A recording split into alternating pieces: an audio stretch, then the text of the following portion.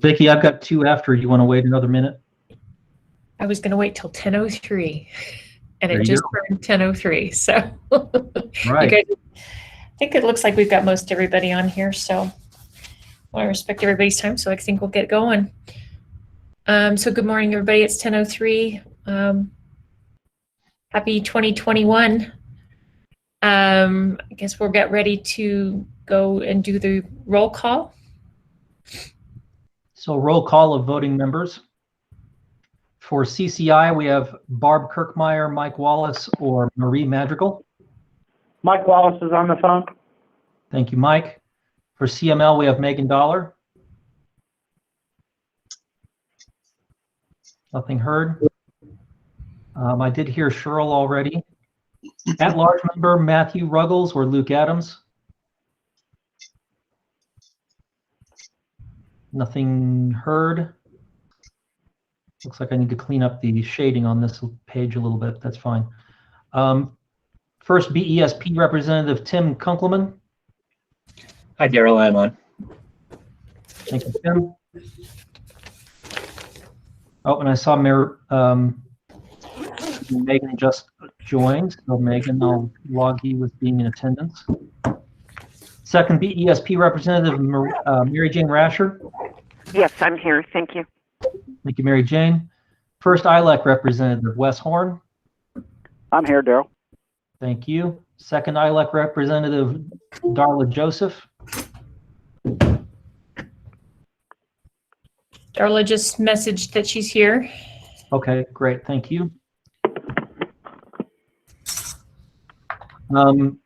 Jared Hilsendegger, were you able to join?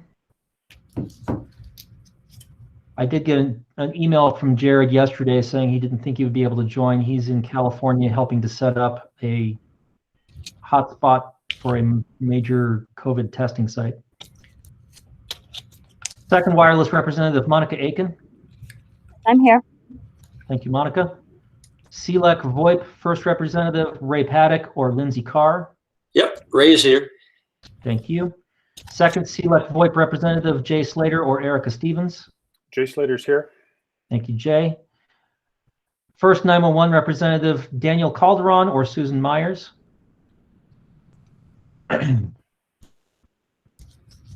Nothing heard. Second 911 representative, Danette Martin. Here on the phone. Thank you, Danette. Third 911 representative, Jeremy Duncan or Jennifer Kirkland. Nothing heard. Fourth 911 representative, Kimberly Culp, Val Turner or Tracy Oldemeyer. Hi, this is Kimberly. I'm on. Thank you, Kimberly. Fifth 911 representative, Jackie Reynolds or Amy Book. Good morning. Amy Book is here. Thank you. Excuse me. Sixth 911 representative, Beth Dobransky. I'm here. Thank you. Eighth 911 representative, Valicia Libran or Paula Nall. Felicia's here. Thank you, Valicia. Ninth 911 representative, Jeff Irvin. That's here. Thank you, Jeff. 10th 911 representative, Connie Johnson.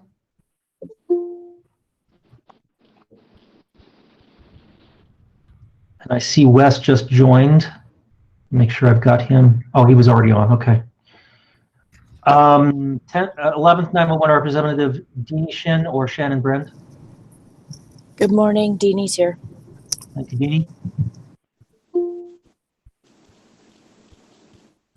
911 representative number 12. That's Andrew Dameron or Jennifer Schwartz.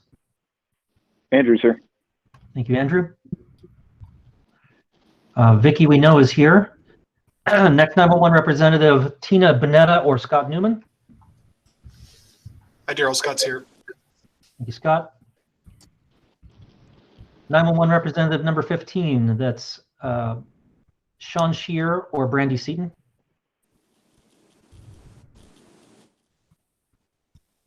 Nothing heard. Number 16, 911 representative Mandy Stolzheimer or Matt Gage. Andy's here. Thank you, Mandy. And Daryl, Brandy Seaton sent a message that she's here. Great, thank you.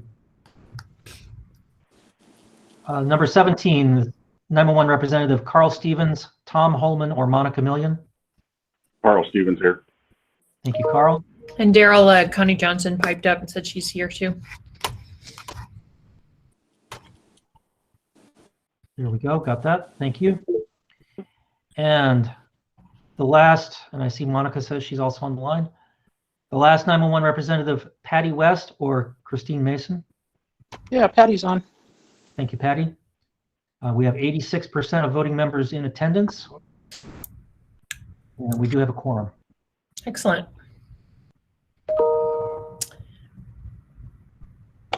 Hi, this is Megan Dollar. I just want to make sure that I'm recorded as attending. Yep, I saw you come on. Okay, great, thanks. And Daryl, Luke Adams is on the chat or on the list. Okay. There we go. So now we are up to 90%. Excellent. Well, I'm trying to remember, in this forum, do we still introduce anybody else that's on here, or I don't think we do. And if you wish, we've got 63 people on. So what we have been doing is just having people register their attendance through the online form. Perfect. Okay. All right. Next up on the agenda, we've got the approval of minutes from the September meeting. Hopefully everybody's gotten a chance to review those.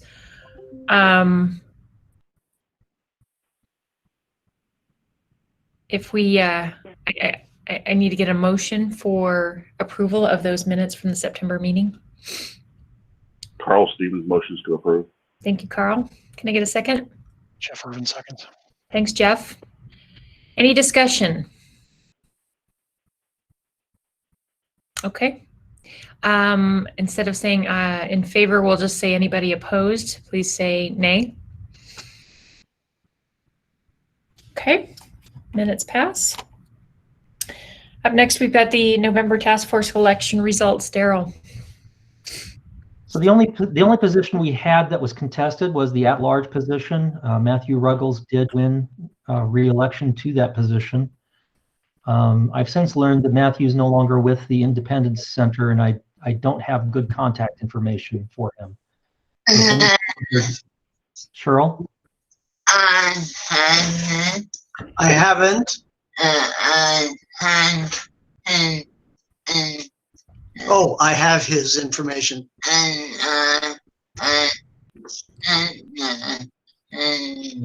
And I have sent that to you. Okay.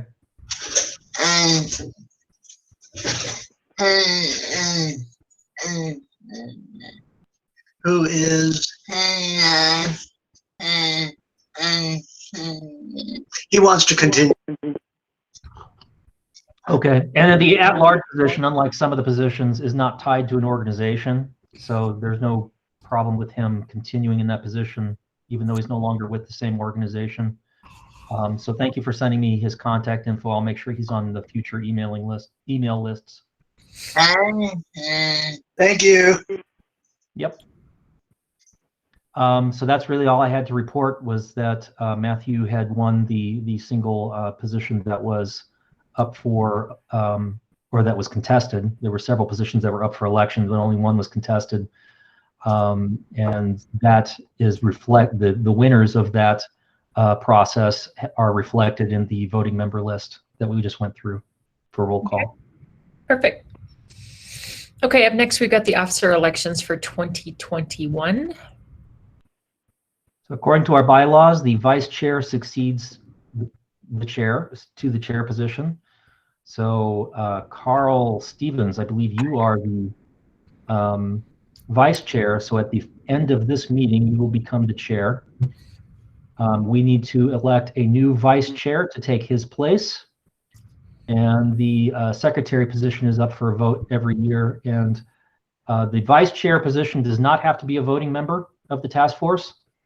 The secretary has to be either a voting member or commission staff. I'm currently secretary, and I'm fine continuing in that position since the commission, under our own rules, has to administer the task force anyway. It kind of makes sense. But if somebody else wants to be the secretary, I'm more than happy to give them that honor. But I probably want to address the vice chair position first. Okay, so do we have any nominations for a new vice chair?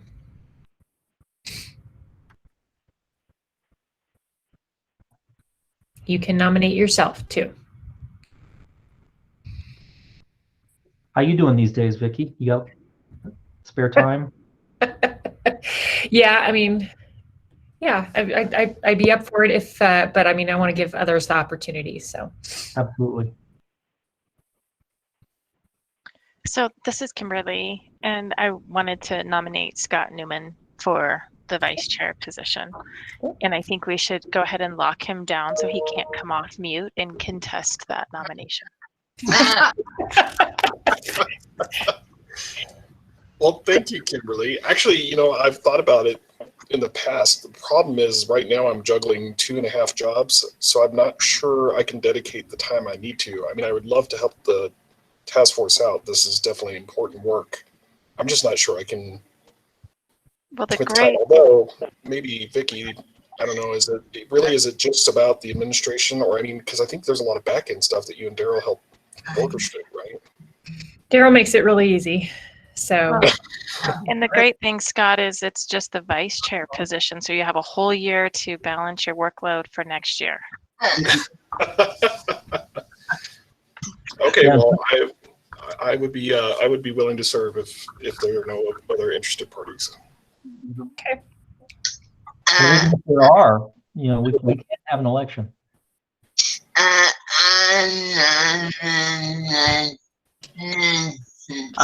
This is Cheryl. I nominate Vicky. Thanks, Cheryl. Any other nominations?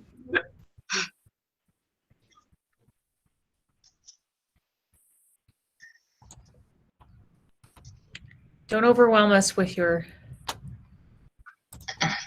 Nominations? And let me just say too that, you know, and Vicky, you can tell people how much of your time it takes to be chair, because whoever becomes the vice chair eventually becomes the chair. Yeah.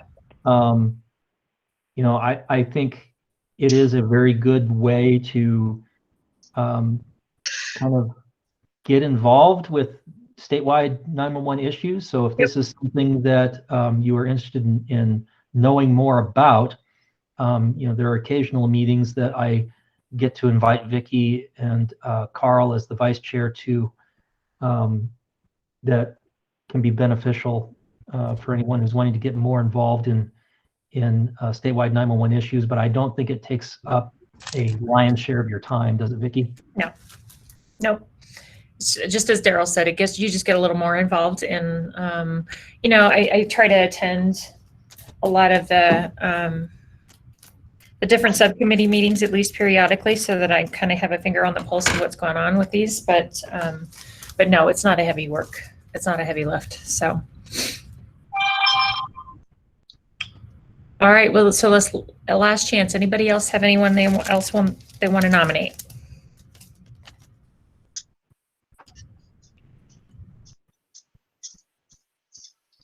Okay.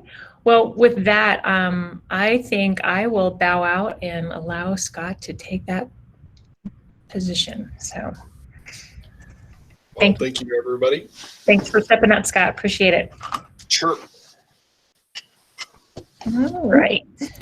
So the secretary position, again, I don't mind continuing to do it, but if you are looking for a way to get involved in 911 on a statewide basis, and want to be part of this discussion, we'll have to work out, you know, what parts of the secretary job kind of goes with being a staff member for the commission and which parts we can give to a person filling the secretary position. But I think that is certainly something that would be beneficial, just as a way to get more people involved with the task force. So if anybody is interested in doing that, I'm willing to give up the secretary position.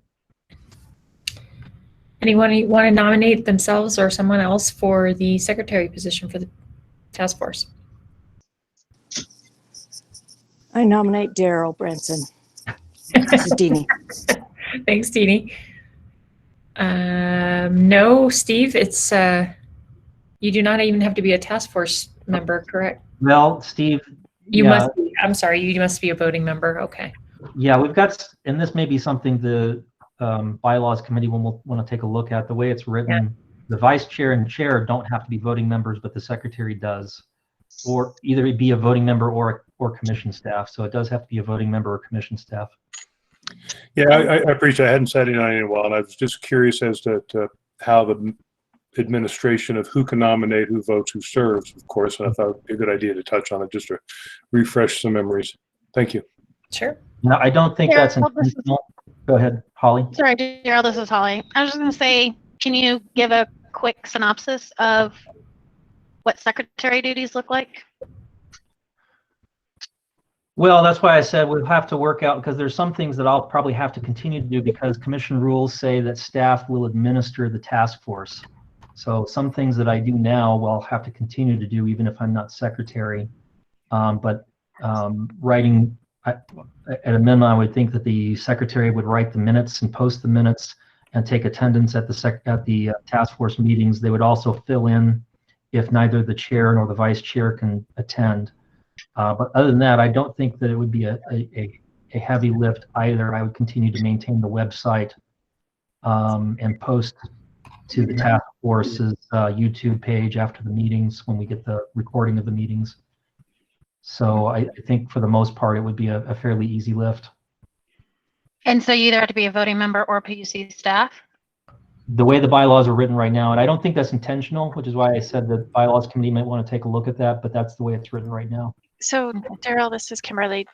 That was intentional, and I don't have all of my notes as to why, but I think a lot of it was because of the coordination required, scheduling the meetings. We wanted to make sure it was somebody who was either PUC staff or a voting member, Okay.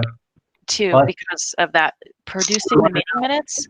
And I think it also had something to do with just making sure that they were producing the meeting minutes and they were part of the task force, and that's who was drafting those meeting minutes. Okay, I stand corrected then. I'm sorry about that. That's okay.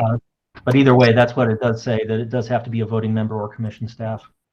Oh, Daryl, I would say as long as this is something that stays remote, I'd definitely be willing to take that off your hands. Once y'all start traveling to Grand Junction and stuff, I think I might physically be out. So I guess that really would depend if the task force is looking at beginning to make these more remote even after COVID because of the better attendance that we get. Or if I can attend remotely, even if it's in person. Well, we always, even before the pandemic, we always offer a Conference Bridge attendance option, so you do not have to attend in person. Yeah. I quite honestly, I kind of, my gut is that it'll evolve to where maybe there's going to be some periodic in-person meetings and more virtual, just because we do get more attendance, but you know, we lose some stuff too with the virtual. So yeah, well, it doesn't seem like a super heavy load, and I feel like I might be a person to easily do it, being PU staff and already working pretty closely with you on stuff and already having a good idea of the just Google system and everything that we already use. Right. Okay, thanks, Holly. Cheryl, you have your hand up? Yeah, want to know if for the secretary position, legible handwriting is required. Well, if so, I would already be out. So. Holly, how's your handwriting? I haven't physically picked up a pen in 3 years, so everything I do is type. That's just about all of us, I think. Okay, well, any other nominations for secretary position?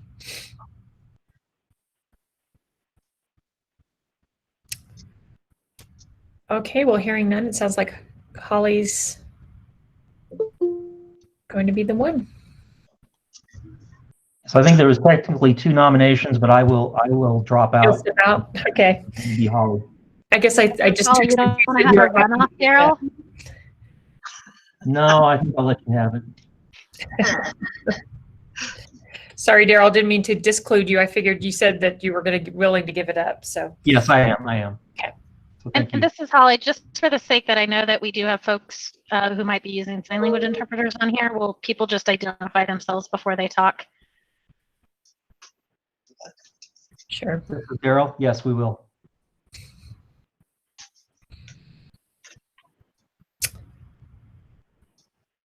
Okay, so up next, this is Vicki. Up next is the 911 Resource Center Board elections.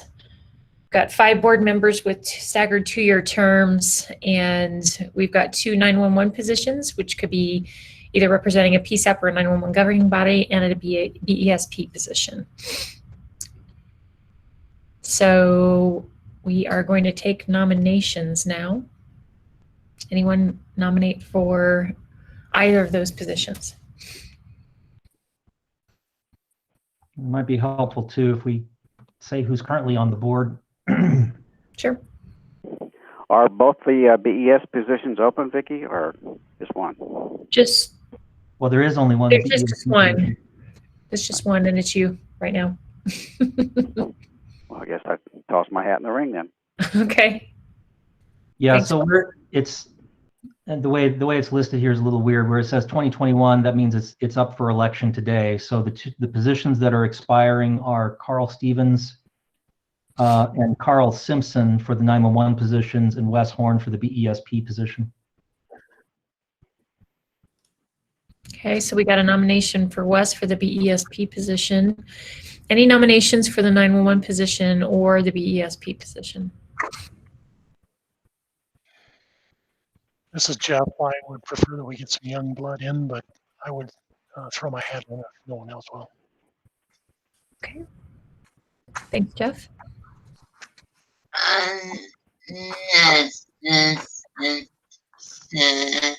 This is Cheryl.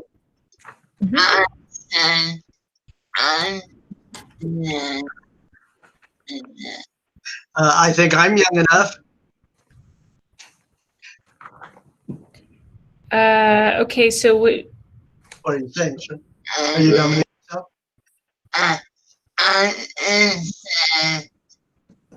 Is there a representative from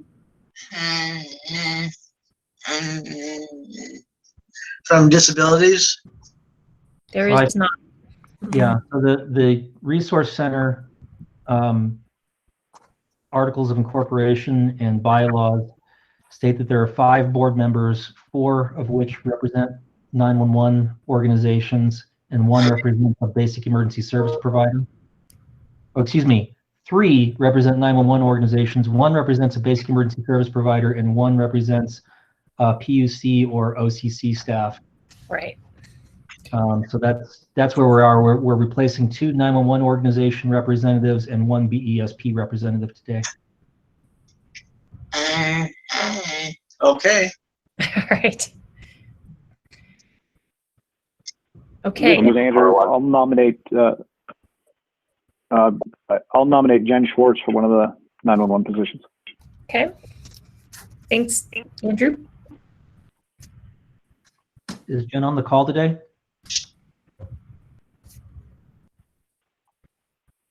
Does she work for you? She works for Denver. And she is on the call. Oh, okay, good. Daryl, one 911 position. 2 positions for 911. So far we have you and Jen Schwartz. If we get another position, then it'll be contested, and we can do a vote by email.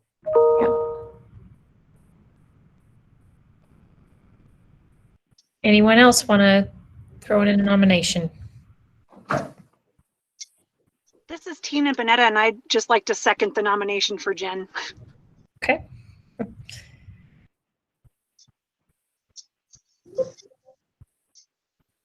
Thanks, Tina.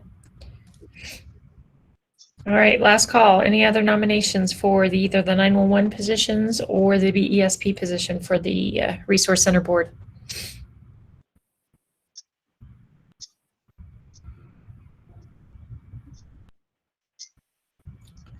Okay.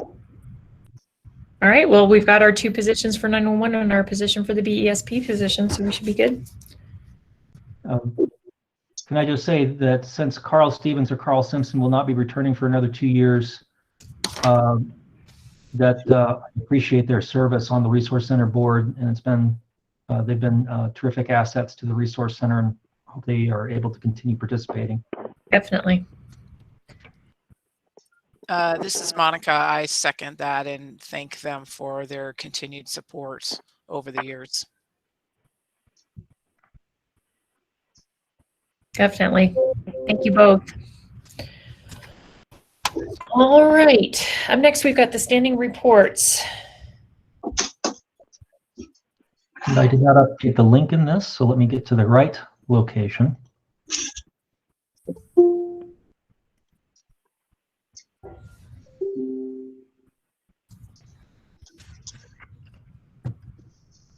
All right, so starting with the PUC staff update, there's nothing new to report on the 911 grant from my side. Payments appear to be going smoothly. Holly, since you're on the call, is there anything that, because Holly's been handling a lot of the communication back and forth with the 911 governing bodies on getting the paperwork in and getting the payments processed. Holly, is there anything from your side that you would like to bring up or point out to the task force about the grant process? This is Holly. Nothing specific. I would just say there's a lot of people who don't want their money. We have people who migrated months ago who haven't sent in any type of document. And I haven't wanted to send out like a mass email to everybody, because then what's going to happen, you guys are all going to send everything in at once. And then we're going to kill our administrative staff who processes all those payments. So do expect that if you haven't sent anything in yet, that I'll be reaching out to folks kind of on a timeline to remind everybody the process and what it is that needs to be done to get reimbursed. And this is Daryl. I'll add to that we do have to have all of the payments closed out by the end of this year. The federal grant actually expires in March of 2022, but we need about a quarter. We need about 3 months for our accounting people to close out all of the accounts and square everything up. So from your point of view, the end of 2021 is really the expiration date, and that's the expiration date we've been putting on the grant agreements for a while now. So if you have already paid your bill to CenturyLink and have not asked for reimbursement, it would be good for you to do that sooner rather than later, so that we don't get into a position where we're rushing at the end to get everyone's payments to them.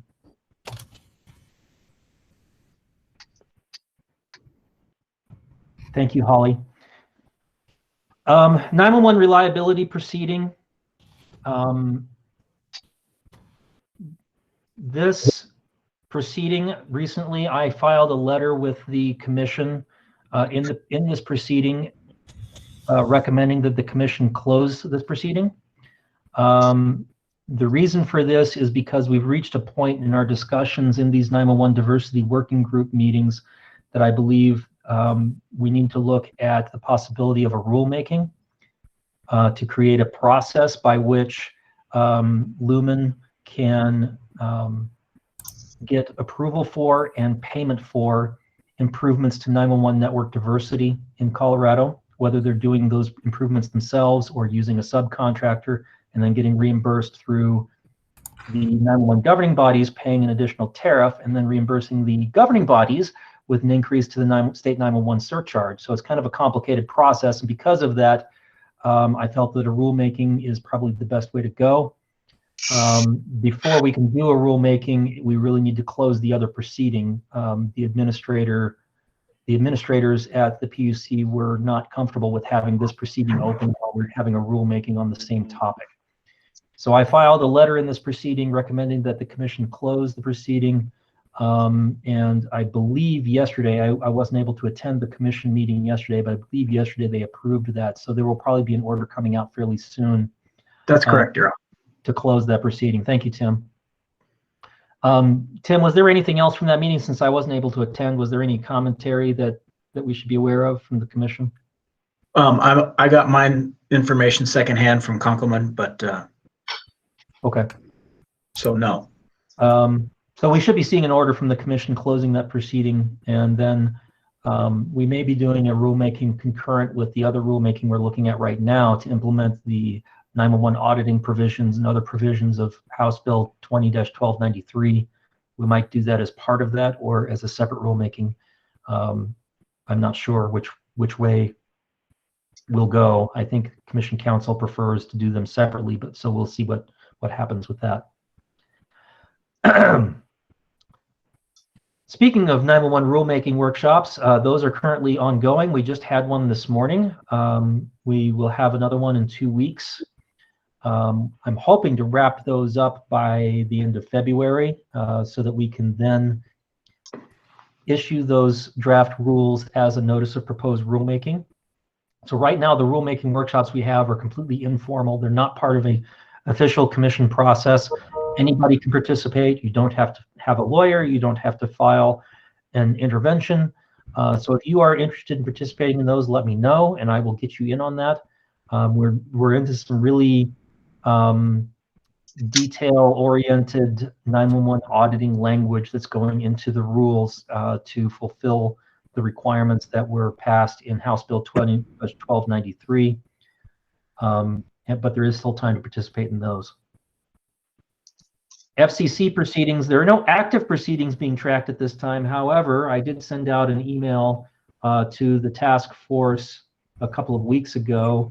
The big spending bill that was passed and included the $600 relief checks, individual relief checks, so everyone knows which bill I'm talking about, that spending bill.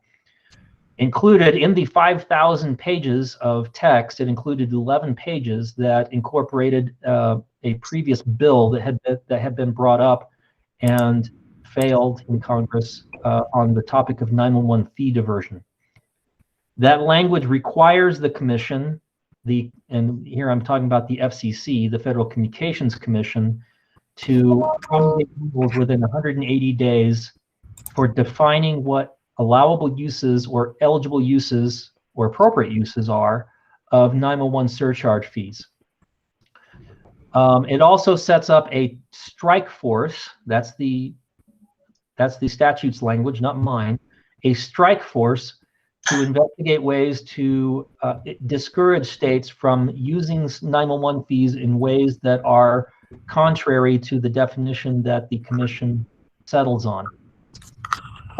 That could include, and this also is from the statute, this could include up to criminal penalties for misusing 911 fees. I'm telling people this is something that the 911 community needs to pay attention to, but they also need to not panic, because there will be a rulemaking proceeding opened by the commission, so that gives the 911 community an opportunity to weigh in on their thoughts as to what should be listed as eligible or appropriate expenses from 911 surcharge fees. And the strike force itself will have opportunities for people to participate and hopefully steer that in a direction that recognizes the rights of states to determine how their own fees and surcharges are expended. The concern is that when the FCC issued a notice of inquiry in November of last year on this same topic, the only definition they included as a proposal in that notice of inquiry was a definition from the Wireless Industry Association, CTA, which would have limited 911 surcharge fee uses to equipment only and one-time purchases of equipment only. So leasing options would not be allowed, personnel would not be allowed, training would not be allowed under the definition as it was described in that NOI, which would mean that we would need to either rewrite our statute in Colorado for allowable uses of 911 surcharge fees, or be in violation of that definition. And what the consequences of being in violation of that definition are is still to be determined by that strike force and recommended by that strike force either to the commission or to Congress for further legislation.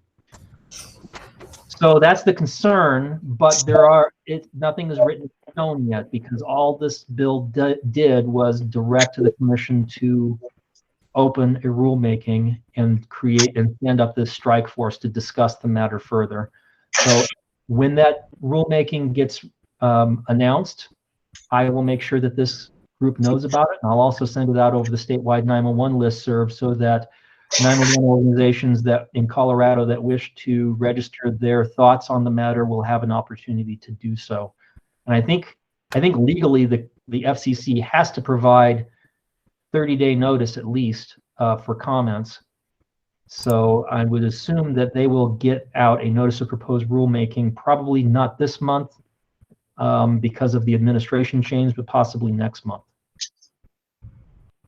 Anyone else have any information or thoughts they want to share regarding the 911 fee diversion proceeding that's upcoming? I have a question for you, Darrell. Sure. This was a 1,500-page funding bill that was a must-pass bill that any special interest that could sneak something into was going to get passed. Is NASNA or anybody working on a new bill to delete that language? It's a 5,000-page bill, just to be clear. Yeah. I don't know. I know that NASNA is not. I'm on the NASNA board, and NASNA is really focused right now on. There was an NG 911 bill that was introduced last year that failed. That would have allocated $12 billion in 911 grants nationwide. NASNA and NENA are working together on looking at that language again and identifying possible sponsors for that funding bill. I don't know of any organizations that are working to overturn the statute that was just passed. I think, well, I can't speak on behalf of those organizations, but I think it would be a difficult lift to do that before the FCC's process even has a chance to look into the issue that has been brought up. So I think our best opportunity for influencing the direction of this is through the FCC's comment process on their notice of proposed rulemaking and through participation on that strike force. Hey, Darrell. Yes. This is Jackie. Jackie? Did I read somewhere that on that strike force that they would include people like from NASNA or state administrators, 911 administrators in that strike force, or did I imagine that somewhere else? No, it specifically stated that 911 administrators, state 911 administrators would be included, but it didn't limit it to that either. So NASNA, I'm sure, will be involved in that strike force, but there may also be an opportunity for individual agencies to try to participate. I'm sure they'll want to limit the size of that strike force to keep it from becoming so unwieldy that it can't produce the required results. But there may be an opportunity for individual agencies to participate as well. Okay, I was hoping maybe we could get a representative like you from Colorado. That is quite possible, or even a representative from one of the local agencies in Colorado. But I would also hope that NENA and APCO will have a seat at that table. Okay, thank you.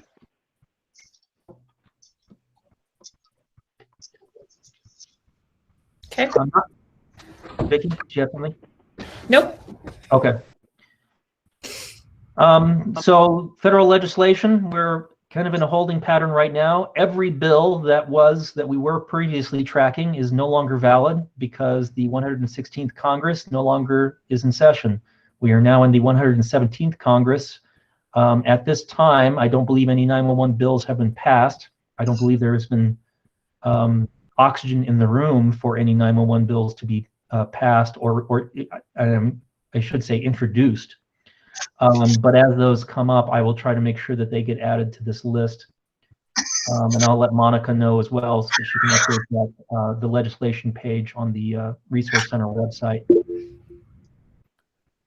Monica just sent a message saying that none have been introduced. NENA is contacting Norma Torres's office about the 911 Saves Act. Monica, remind us about the 911 Saves Act. Is that the one that would require the OMB to reclassify 911 telecommunicators as public safety? Yeah, so there is some intention I know you just talked about the funding piece. NASA and NINA are working to get that introduced into Congress. I forget what the name of that infrastructure bill is, HR2 or something from last session. But yeah, so the 911 Saves Act is to reclassify the 911 telecommunicators. And Dan Henry, our government affairs director, is in contact with Norma Torres' staff to see if there is any intention to reintroduce it to this new Congress. Thank you. And like I did mention, the NASNA is working with NINA as well on and other organizations. I believe ICERT is also involved in that on a 911 funding bill. I'll just leave it there for now. As I find out more about that I can share, I'll let you guys know. Great. So at the state level, implementation of the state 911 surcharge, flat wireless prepaid 911 surcharge, as of right now, those are now in effect. So the 10-cent state 911 surcharge takes effect this month. Carriers are required to remit those to the PUCs, the firm that we have contracted with, which is named Solix. They're required to remit those to Solix by the end of next month, so by the end of February. And then the commission by statute has until the end of the next month to get those distributed out to the governing bodies. So you should start seeing payments from that new statewide 911 surcharge in March. And those, again, those will be paid by a percentage based on the number of concurrent sessions that you have as a percentage of all of the concurrent sessions in the state. If I get more information about that, I will let you know. I did confirm with DOR that they informed retailers of their new obligation to charge a $1.38 flat per transaction wireless prepaid 911 fee starting this month. Other than that, I can only take DOR's word that that notification went out to all of the retailers and that they will start remitting that this month. So hopefully we'll see fairly soon what effect that has on prepaid wireless distributions to the governing bodies. And that would conclude my report unless anybody has any questions for me or if there's anything I forgot to mention. Daryl, this is Tracy, and I have a quick question for you on that new surcharge. There's a proceeding where carriers who are ETC only Lifeline providers are filing, and I just wanted to make sure, are you aware that somebody at the PUC is looking at those confidential filings to make sure that they are aware and are remitting appropriately based on the impact to the Lifeline from any statutory changes? Yes, Jerry Enright is PUC commission staff who handles everything telecom that is not related to 911 or the relay service, which is what Holly and I look at. Jerry has been handling those ETC applications, and ETC applications are spelled out differently in the statute. But one of the things that we have always included as part of those ETC applications is making sure that they agree to meet their 911 obligations. So I know he's been looking at those, and I will coordinate with him as we go forward to make sure that those are still included as part of the part of what we require companies to agree to in order to receive that approval. And for those of you who don't know, ETC can mean emergency telephone charge. In this case, we're talking about eligible telecommunication carrier certification, which is a certification that carriers have to obtain from each state that they want to be Lifeline providers in. So that's what we're talking about here. Thank you. Okay, any other questions for Daryl? Okay, thanks, Daryl. Up next, we've got the BESP report from Lumen. Sorry, couldn't get off mute. This is Tim. I do not have anything for us for today. Okay. BESP report Intrado, Mary Jane. I don't have anything for you today. Thank you, Vicki. All right, thanks. All right, the agenda committee, Daryl. Nothing other than my usual boilerplate, which is if you have ideas for a topic or speaker for a future meeting, please send it to me. We've got quite a list of potential topics and speakers now, so I'm happy about that. I don't like to scramble at the last minute to find a good topic or speaker for the task force meetings. So we've got quite a list of possible future topics, but if you have another one that you would like me to consider, please send it to me. Great. Hey, Daryl, Tim Kunkelman, I'm going to send one to you for May. Great. Thank you, Tim. Okay. Up next, we've got the bylaws committee. Kimberly, any update? No, we have not met. No change requests for the bylaws. Okay. Legislative committee, Jackie Louise. Good morning, this is Jackie. Sorry about that. Interesting. So I spoke with Representative McCluskey a week and a half ago, and she's more than happy to run our resolution.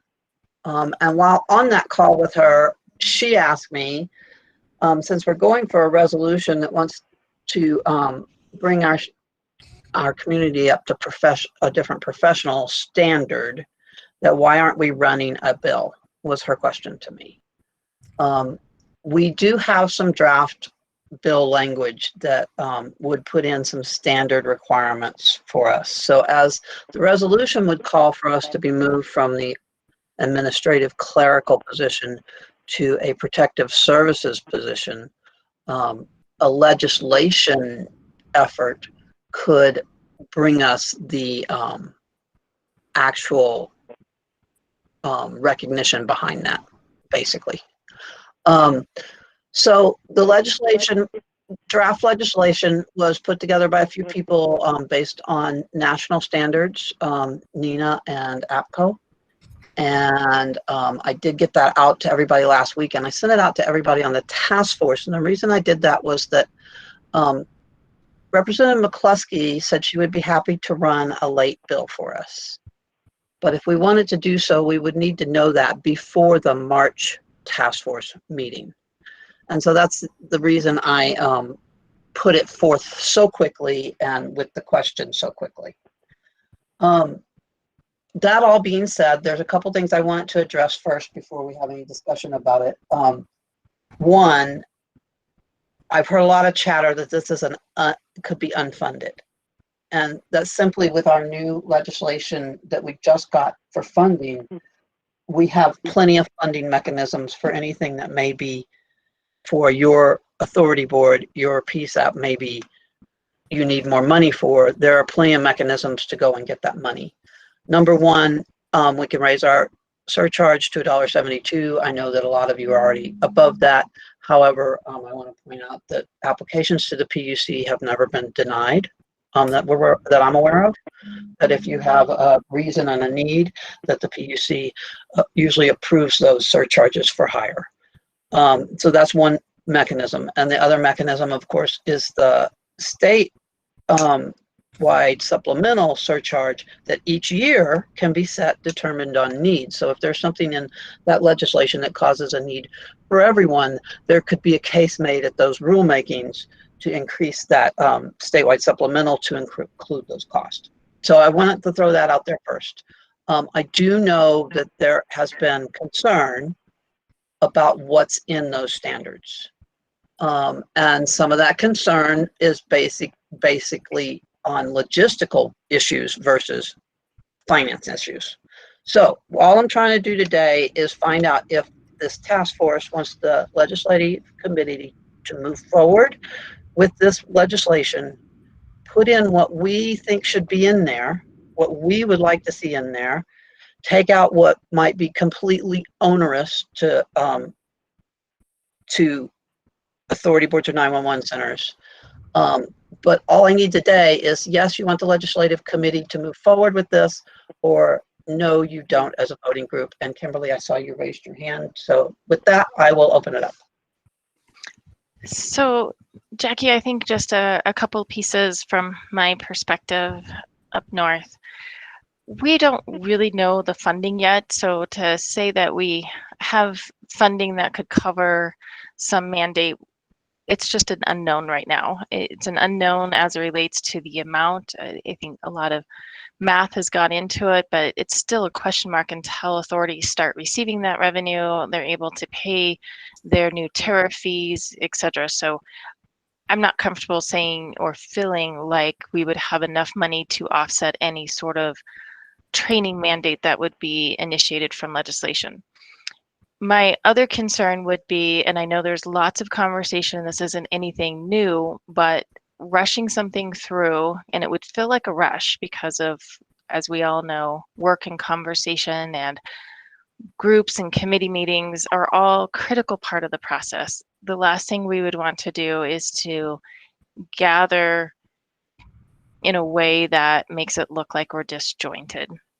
I think the last legislative effort shows the strength of coming together, having one voice, being able to offset and answer questions when we had different associations perhaps not supporting us, and we were able to challenge all of that and still move the legislation forward. So I just feel like a late bill trying to grab something and put that out could be dangerous to the 911 community. So I personally would vote against doing a bill this session. Thanks, Kimberly. Anybody else want to weigh in or have any questions? It looks like Carl Stevens has a question. Go ahead, Carl. Yeah, I agree with Kimberly, and I don't think it's something my board would let me approve or support. I think there's a lot of unknown that we need to answer before we move forward. The training part, I definitely agree with. I agree with a lot of it, but I have concerns about the way it's being done. We also need to decide what agencies in the state government's going to be in charge of it, because I think that'll also dictate how people react as well. And it's not something I could support currently. Sure. Okay. Thanks, Carl. Anyone else have questions or comments? This is Monica. I'll take my hand down.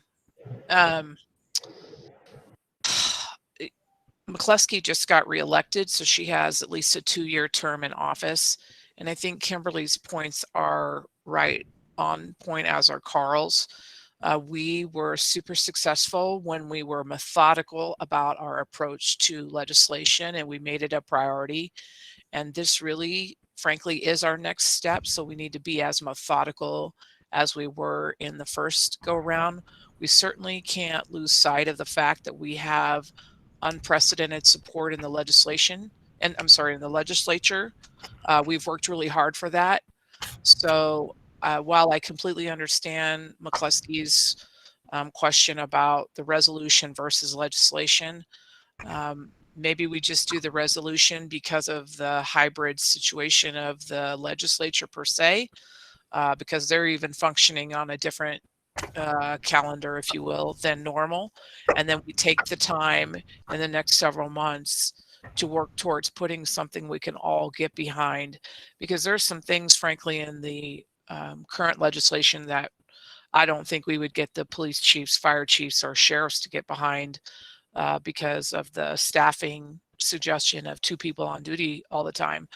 And those entities may not be able to support that. But I think there's ample opportunity for us to do what we need to do in looking at taking a good hard look at that legislation. And I don't think we should take that lightly. Great, thanks, Monica. See, Mandy has her hand up. Yes, thanks, Daryl. I agree with Kimberly and with Monica and with Carl. And in the last legislative committee meeting, I raised some concerns about trying to get this in too quickly. And while I understand Jackie's perspective that there's new funding mechanisms through the state, I also think that with these FCC proceedings that we are anticipating and having some definitions surrounding what 911 fees can and should be used for without penalty, I think some of that is a little bit up in the air and has a potential to significantly change some of our funding mechanisms at the PSAP level. So forcing a bill through just because we currently have support particularly knowing that we will potentially have support going into next year's legislative session, I think I would also vote against moving forward with any sort of legislation in this session.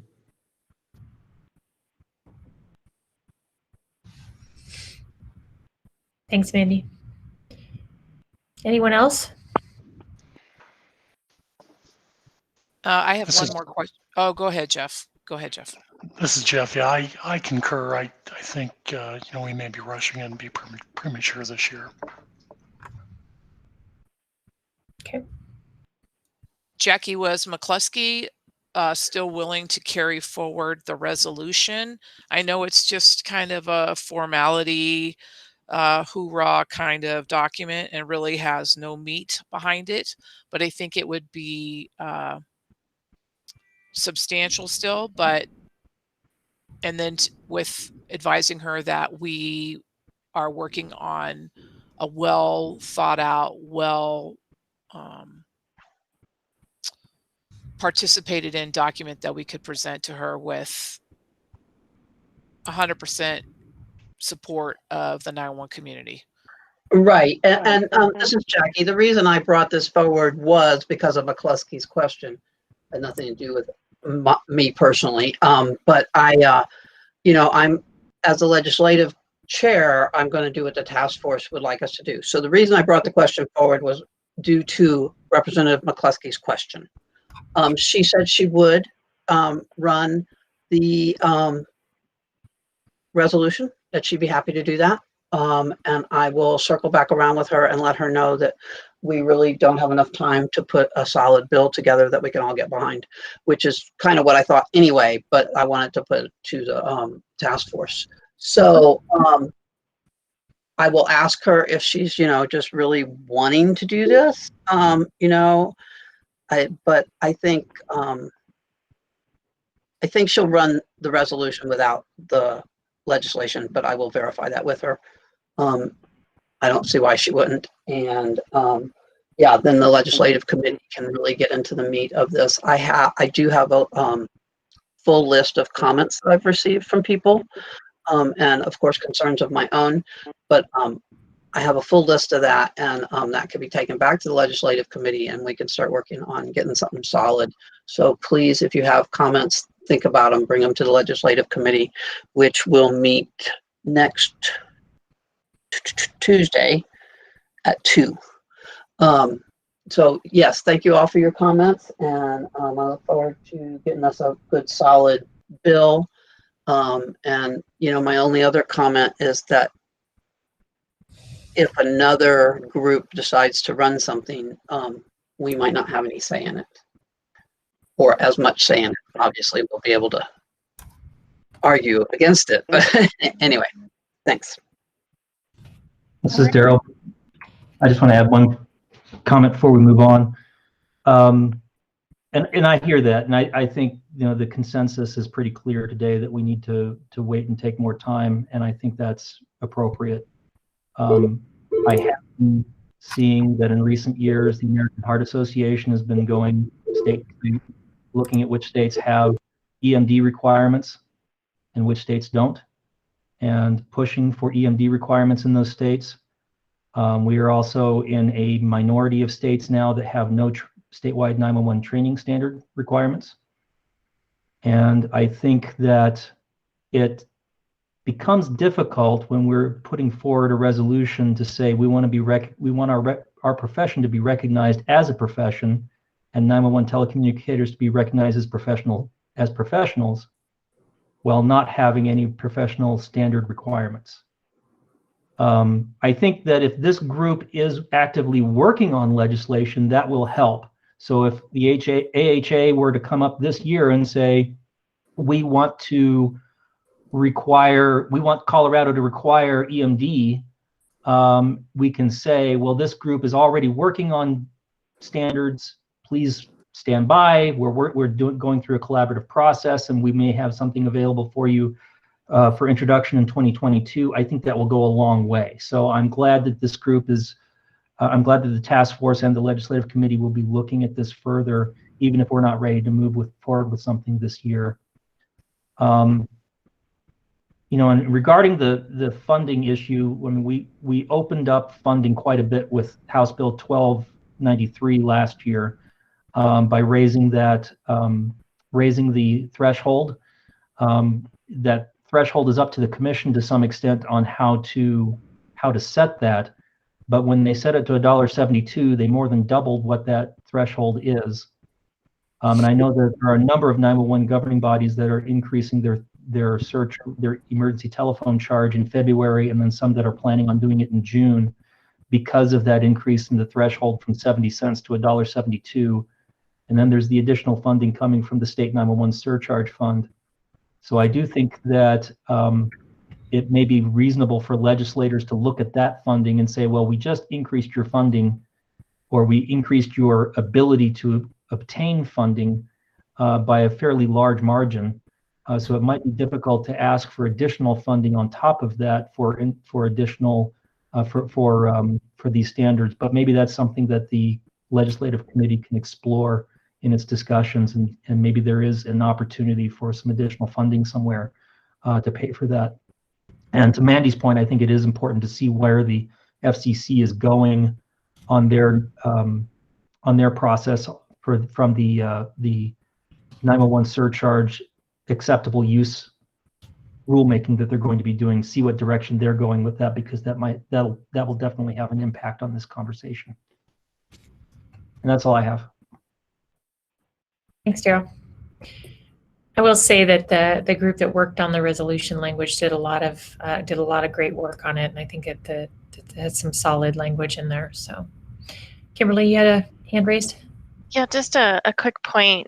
And there may not be an additional funding source that we need to go for or that would be included in new legislation. I just think if we had more time with the increase to the limits on the surcharge as well as the new surcharge, we're going to be able to speak better about our funding situation, whether it's in new legislation or even answering questions with all of the partners about how we're going to fund said standards. So I just think more time will help us speak about it better. Mm-hmm. Definitely. But I think we are on a deadline, and we do need to make a decision within the next year, especially with training standards, before somebody makes them for us. Yes.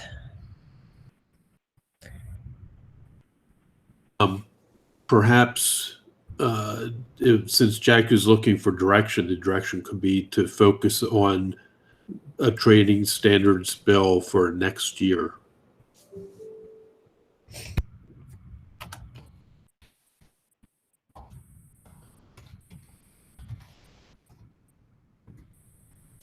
Okay. All right. Aren't we all in, I would say, aren't we all in agreement that that's what we're going to be working on? Yes.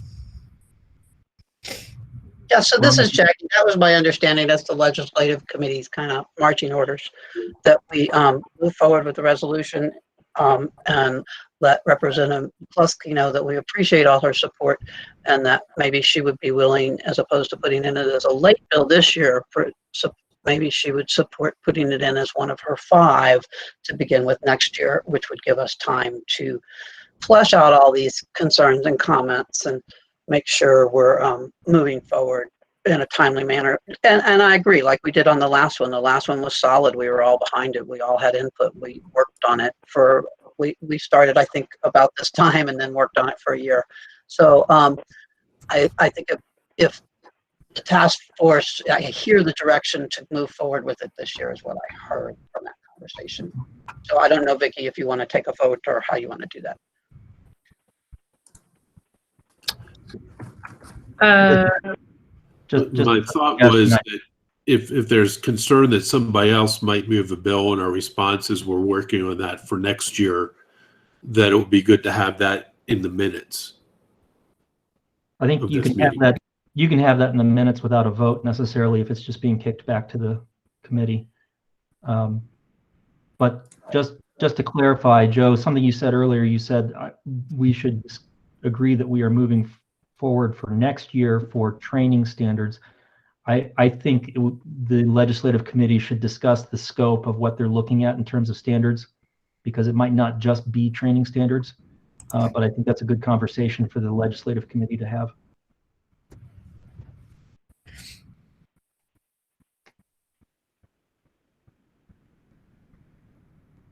And I'll give you, for instance,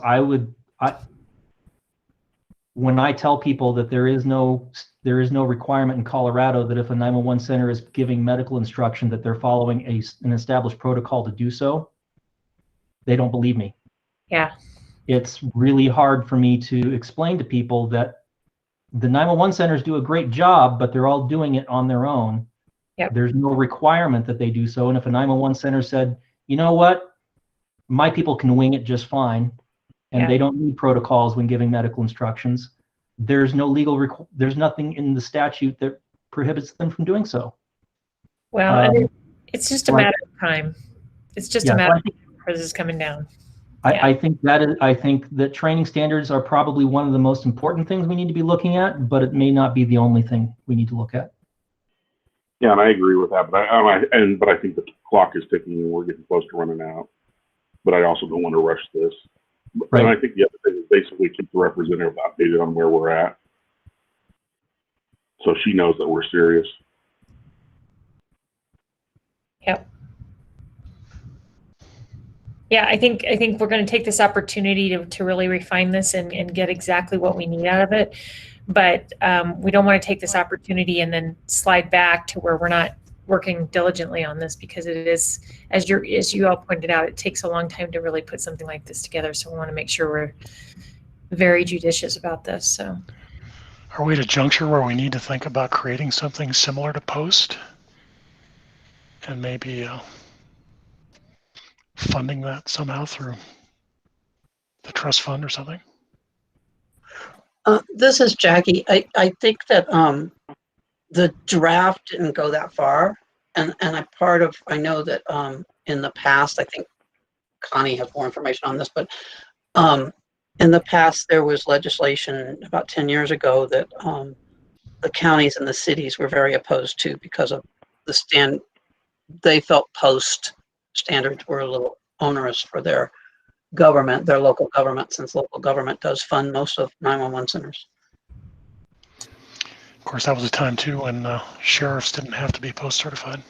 That's true. That's true. And it was also funding the person at POST to keep track of all of the dispatchers. Yep. And just to keep this meeting on track, I would suggest that those would be good topics for the legislative committee to explore in their separate meetings.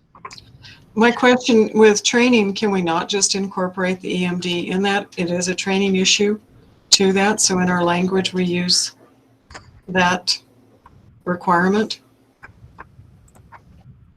This is Mandy. I would be careful of that, simply because if we're doing ECS 1s, ECS 2s, and ECSs, the ECS 2s wouldn't be called ticker qualified or trained, which that's where EMD. So again, I think it's something to consider when all this, but.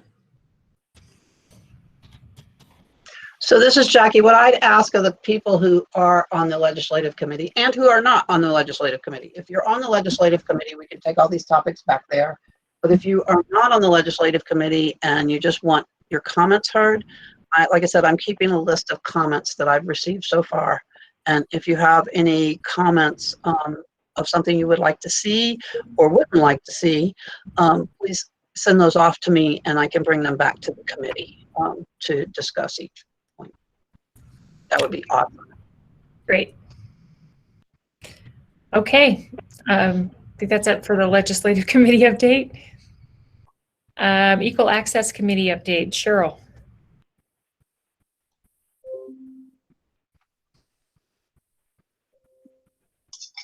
There's, I hear you. One moment, please.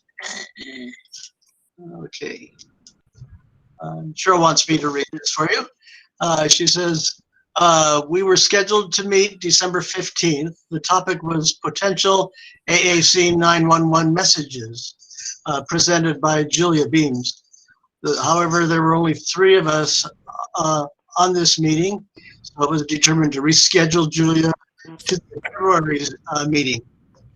The FCC designates 988 as a nationwide mental health crisis and suicide prevention number.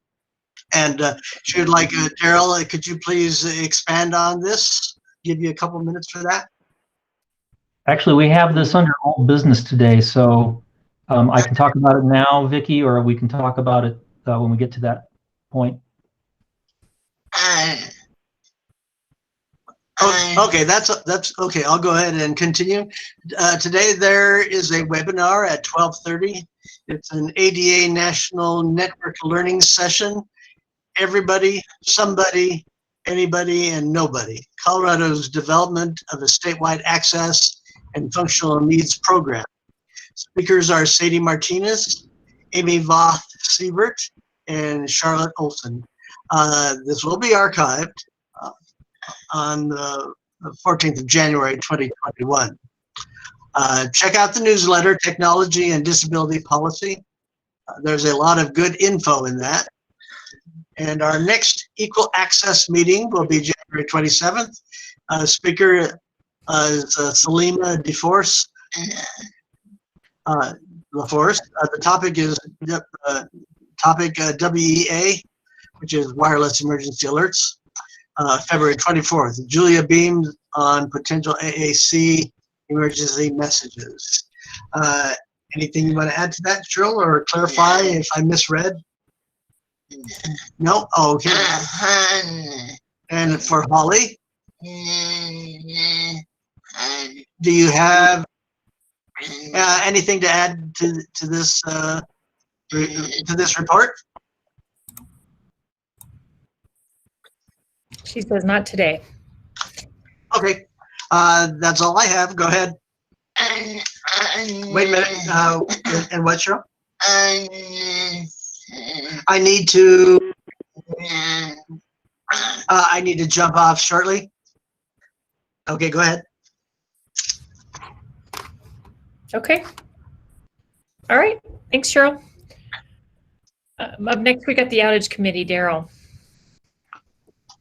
So this is Daryl. The audit committee is now meeting monthly.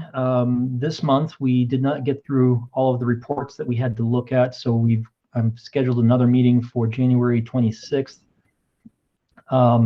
We have 5 special investigations open. It's actually going to be 6. I've got another one that I need to open soon. And to recap what we've talked about before, we actually came up with a list of criteria that would require a special investigation form to be opened by the outage committee. And so we're not just opening these as we wish. It's usually based on something like the duration of the outage being over 4 hours or multiple PSAPs being affected. It's one of those thresholds. A list of those investigations can be found on the outage committee's webpage, which I will pull up on the screen right now. So here's the webpage. If you come down here to the bottom, there's special investigations, and those are the ones that are open.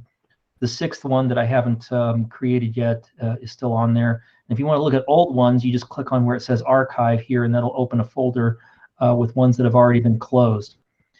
What we do with these, we talk about them. We talk with the with Lumen, who's been participating on these calls. We ask questions. We try to identify lessons learned.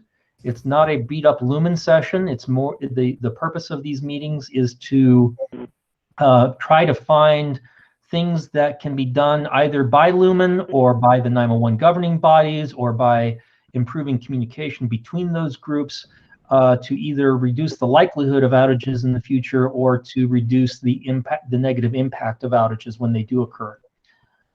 In the meantime, I have updated the charts on the outage dashboard page to show 2021. We have had one outage so far this year, but the way I've got it set up, it only shows the outage after it has been closed. So this outage is still open for final report from CenturyLink, the one outage that we've had so far in 2021, so it's not showing up yet. But this is a good opportunity to recap 2020. We had 10 basic emergency service outages in 2020. That's significantly less than 2019 and even less than 2018. So this is 2020 was the lowest year for number of outages we've had since 2017. The impact of the outages was higher in 2020 in some ways and lower in other ways, but it's not to say that the outages we had in 2020 were not more impactful, but we had fewer of them. Just as a reminder, these only represent basic emergency service outages, which means the portion of the 911 call flow that is either provided directly by CenturyLink or by a rural local exchange carrier when they're acting as the last mile to a 911 center. So there are a lot of outages that are not included in that number of 10. If you ever want to see the outages that we've received reports on, the 10 most recent are always shown at the top of this page on the outage dashboard. And with that, I would say that there's going to be probably some synergy between the outage committee and the 911 rulemaking that we are planning on holding sometime in 2021 on the topic of 911 diversity. But if anybody else has any questions or comments, I would be open to hearing them at this time.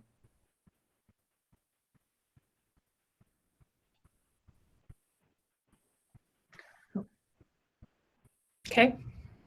Is that the end of your update? On the outage committee, yes. Oh, appreciate it. Easy for me to say. Okay, the prepaid and collections committee, Jackie Louise. Hello again. This is Jackie. We have a meeting scheduled for March 1st at 11 a.m. and we will take up topics and start moving forward there.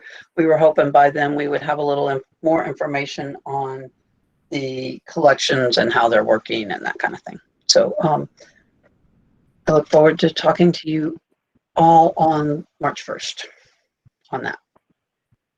Great. Thanks, Jackie. And then the report committee, back to you, Daryl. Since we provided a report from the task force to the commission, we do that every other meeting. We provided one after the last meeting, so no report is due this time.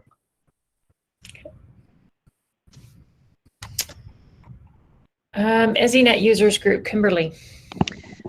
Okay, so I have a few items to go through with everyone. First one is we did have a meeting yesterday, and it is time for us to elect a new chair, a vice chair, and a secretary for the EZNet user group. So just like everything else, it's a great, exciting opportunity. So here's my plug. We didn't have interest yesterday, so we had to move this to the February meeting. But if you're interested, I highly encourage you to consider at least being the vice chair so you can take over some of the meetings and just run with this awesome opportunity for this next year. The EZNet user group, even though we're almost done with the migrations, there's still a lot of work that needs to happen with that user group. So it's going to be an ongoing task that we definitely want to create a good session planning with this. So please think about it. And if you have any questions, don't hesitate to email me. I'm happy to set up a call and talk to you about the EZNet user group and exactly what I do. From an EZNet perspective, Lumen is getting close to completing the migrations. Their goal is to complete all migrations by the end of March. So if you haven't migrated yet, PSAPs, get ready. Make sure you're engaged and that you're putting the appropriate pressure on your CPE vendors. So we're definitely finding a bit of a theme there. We want to make sure that we're moving together and we have the right engagement from all the vendors to support those migrations. So goal that it will be 100% complete by the end of March. So, and that's March of 2021, just to clarify. Grant, Holly already mentioned that people are not putting in their grant requests to get your money back. So that was on my list to just remind everybody, if you've migrated and you haven't completed that paperwork, please do so you can get reimbursed. That was the benefit of that grant. I can only, can I just add to that, Kimberly? I can only assume that if people don't ask for their money, it's because they want the federal government to keep it, because the federal government uses it so well and efficiently. So that's going to be the assumption that I have if you don't ask for your money. Yeah, so let's get that done. Isn't there a time limit on when they have to be in before the money is no longer available? Joe, yes, I went over this earlier, that it is technically March of 2022 is when the grant expires, but for practical purposes, it's the end of this year. So if we don't have all of our requests in by the end of 2021, we will not be able to get you reimbursement for that cost. Holly, this is Jeff. Would you want to share a list of those who have not applied? Because perhaps we can give some advice as to perhaps where to target it further up the food chain, so that those that would be interested in making the application would do so. So I was a little hesitant to just like share or like email everybody, only because I was worried that everyone was going to then turn around and send me everything at one time.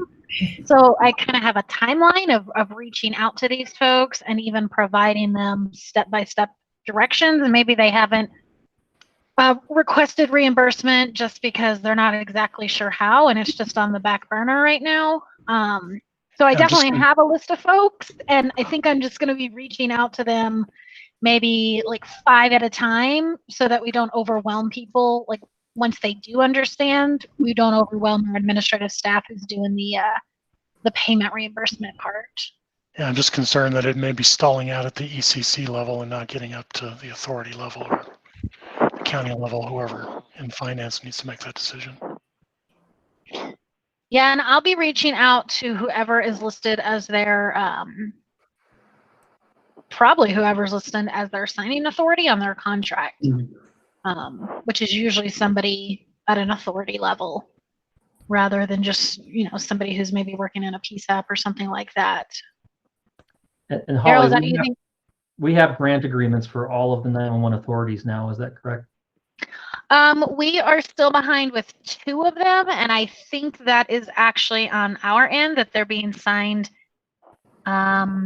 here at the state. So I think there's 2 that we don't officially have grant agreements for, but other than that, we were able to get those all in place.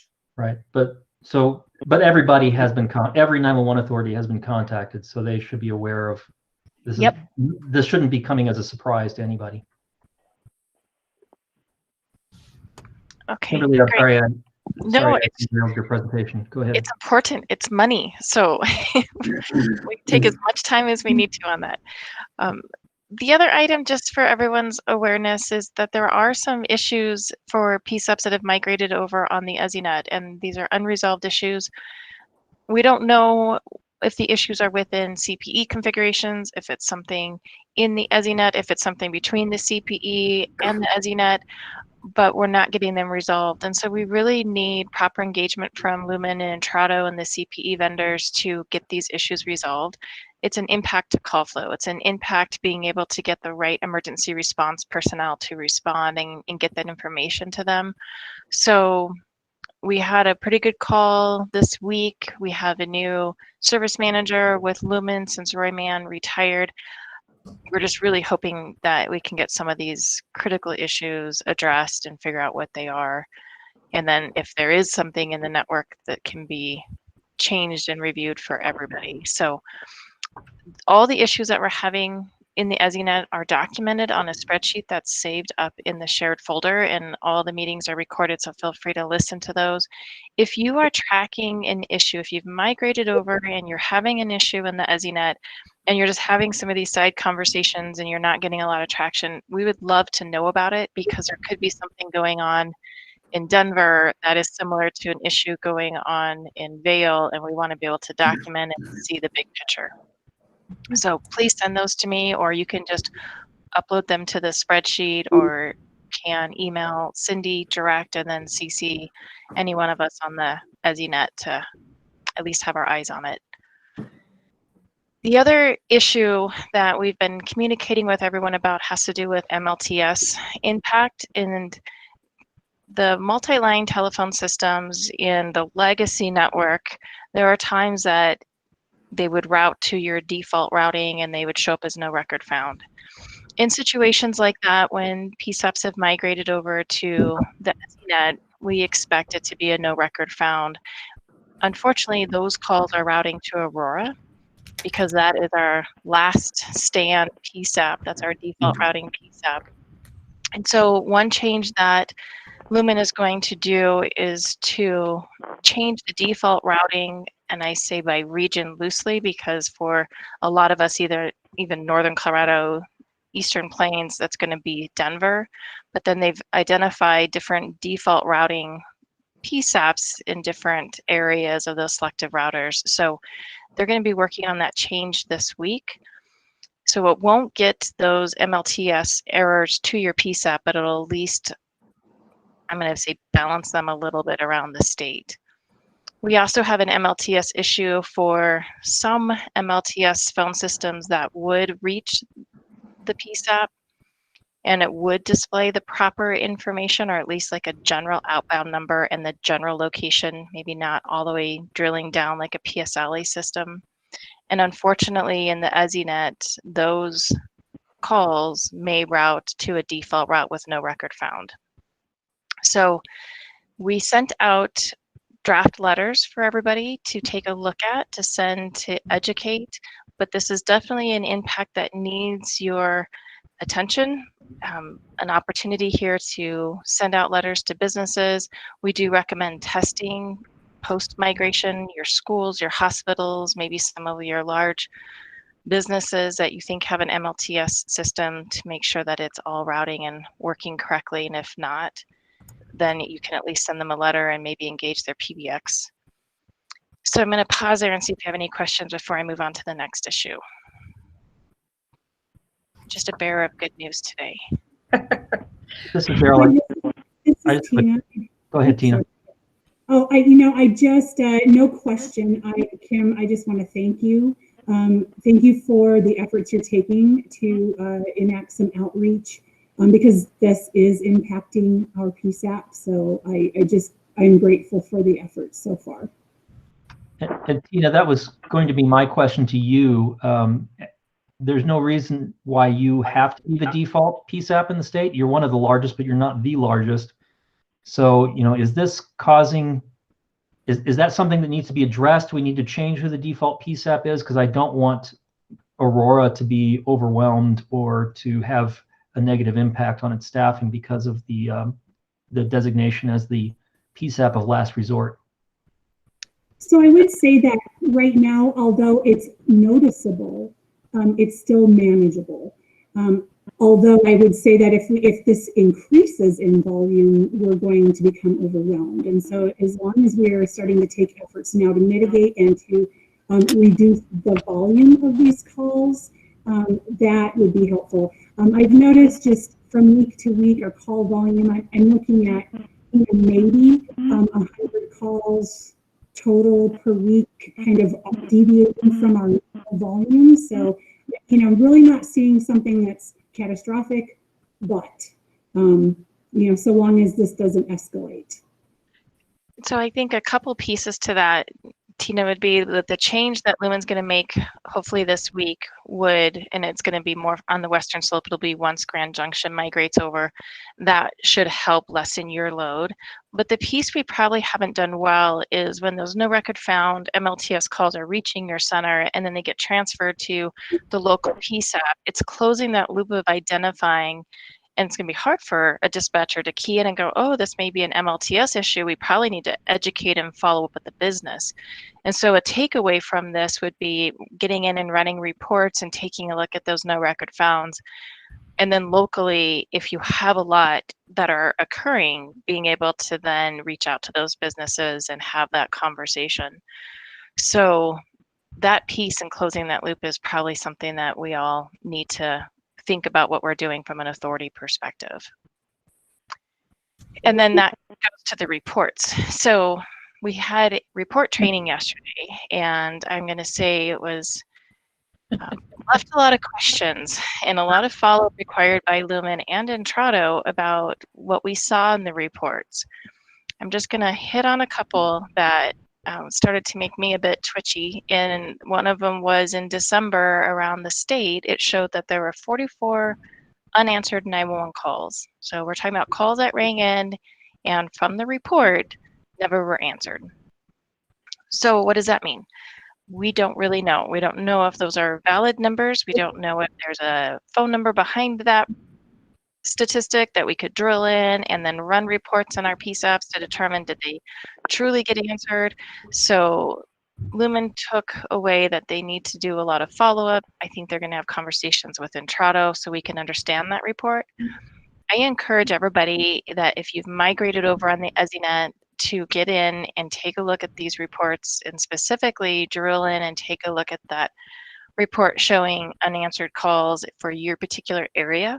You can run it by your county if you have multiple PSAPs or specifically for your PSAP and just start analyzing what the EZNet reports are showing you versus what you know to be true in your PSAP. Yesterday, we saw a lot of information which left a lot of questions. Another one had to do time to answer or time on hold. We weren't really sure what that was reflecting. And in some cases, it was showing 15 minutes. And we know that we don't have calls that are ringing and being placed on hold for that period of time. So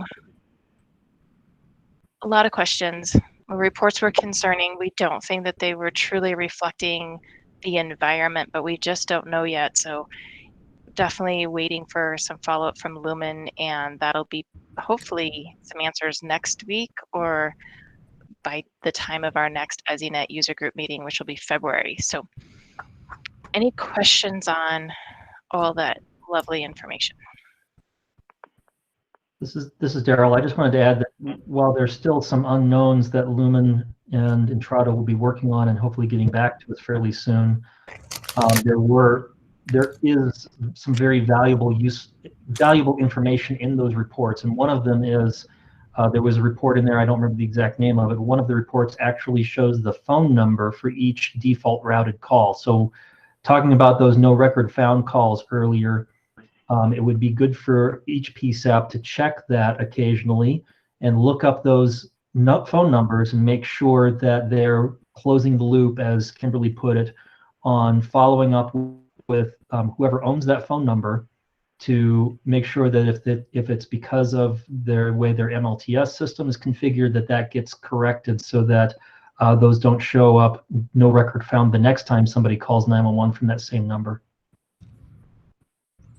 You're right, Daryl. I should have probably ended on a positive note with some good reports we saw yesterday or some informative reports. But again, I believe we did get that recorded, but it was recorded by Lumen on their Teams account. So we're going to need to get that link from them. So if you weren't able to join us for that training yesterday, it did get recorded, and we'll make sure we get that posted up in the shared folder.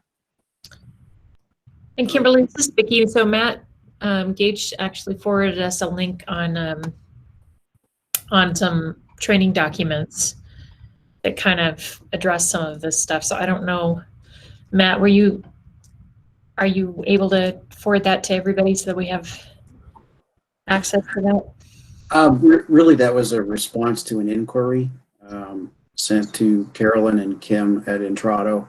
Yeah. Looking to find if there's a guide, sort of self-tutorial available on the IUP, the portal, for accessing this. And so it wasn't really a link, it was just their reply on how to find the self-training user's guide to teach yourself. And I sent that as I had other communications with them about my account access for the metrics. And that was an opportunity to say, hey, this training was pretty bad. And if it's going to be like this, we're going to have to teach ourselves, right? So what materials do you have? So I guess if you want to share the portion of that email that tells how to access that guide, that would be perfectly okay. Okay. Great. So anybody have any other comments or questions about the EZNet user group? Going back to the request for or need to have new officers or the elections, did you go over what the qualifications are? Right now, the qualifications is just a desire to serve and be on the committee. Actually, Daryl, do we have any limitations on that? I don't recall if it has to be an authority board member or a PSAP. Breathing. Spare time. Mm-hmm. Here I am talking away on mute again. I think the qualifications for the ESINet users group officers for all three of them is they have to represent a 911 organization, so either a governing body or a PSAP, and they have to or be a PUC member or a staff member. So right now you've got the chair and vice chair both represent 911 governing bodies, and I'm the secretary. So it has to be a local 911 person. So as Kimberly mentioned, this is a great opportunity for more involvement, and we always want to encourage involvement from the 911 community in Colorado in these types of organizations. So I would encourage anyone who thinks they even may be interested to reach out to Kimberly or myself or Bruce and ask any questions you have about about what it is to be an officer of the users group. So it could be a comm center supervisor or a technical person even who doesn't otherwise participate in task force activities. Right. You don't have to be a task force member or a task force participant.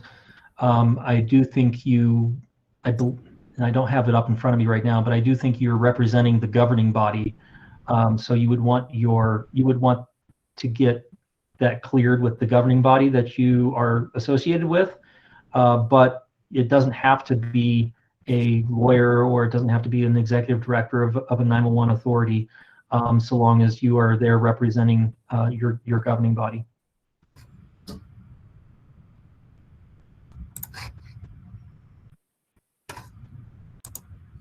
Okay. Anything else, Kimberly? No, that's it. Thank you.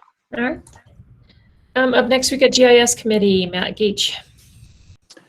Not much to add to what's shown on the screen there in the agenda. One thing we do need to be thinking about,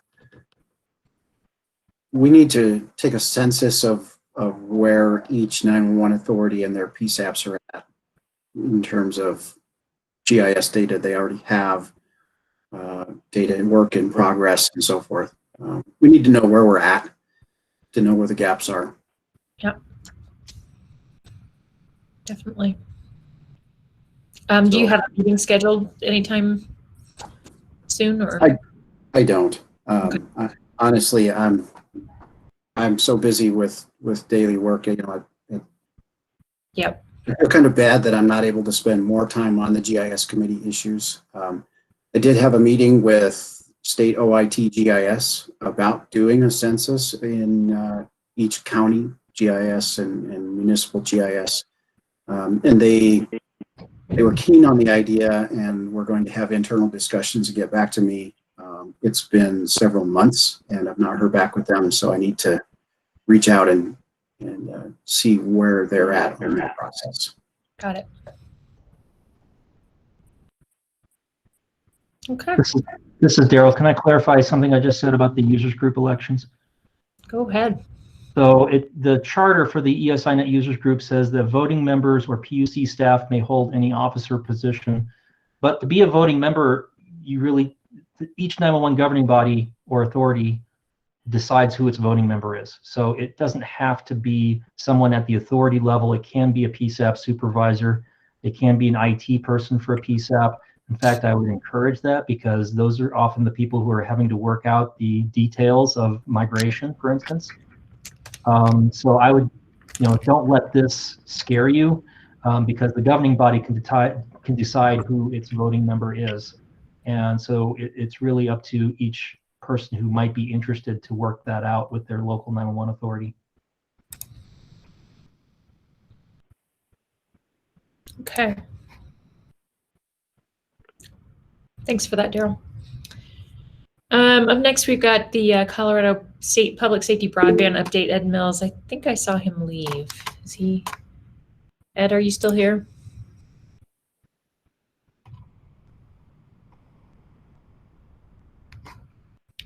Okay. Hearing nothing. Move on to the PSCS report. Deanie Shin. Yes. Hi. I have just a couple of things. We recently the 2020, pardon me, I have allergy things going on today. The 2020 PSCS annual report has been provided to Homeland Security and HSEC. And the report is available if anyone is interested in viewing it on the PSCS website, or I can provide it to someone if you just let me know by email.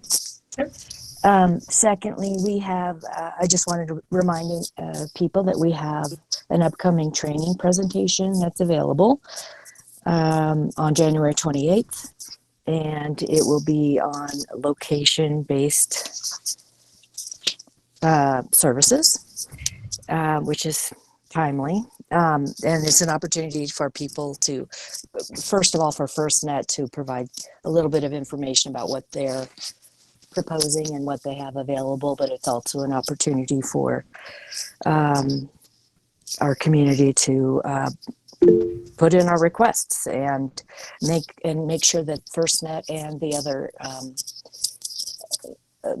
providers are know what we have, what kind of information we are requesting, and it would be most timely that we would have. So it's a good opportunity for them to listen to what we're saying.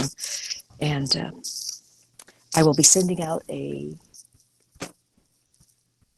presentation email invite later today. And that would be it for today. All right, thanks. Any questions for Dean? Okay, thanks, Dean. Up next, SWIC update, Glenn Kleitch. Is he here today? I think I got off mute.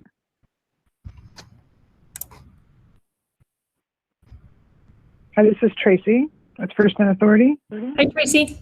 Oh, there we go. I wanted to make sure I was having trouble off mute. I just wanted to say that I was on the line. I heard what Deanie said, and I am here for you guys to offer suggestions for different agenda items and to listen back exactly what Deanie said. And I'm here. Thank you. Awesome. Thank Great. you. All right. Didn't hear from Glenn. It doesn't look like he's on the call. Up next, we've got the Division of Fire Prevention and Control report. Monica.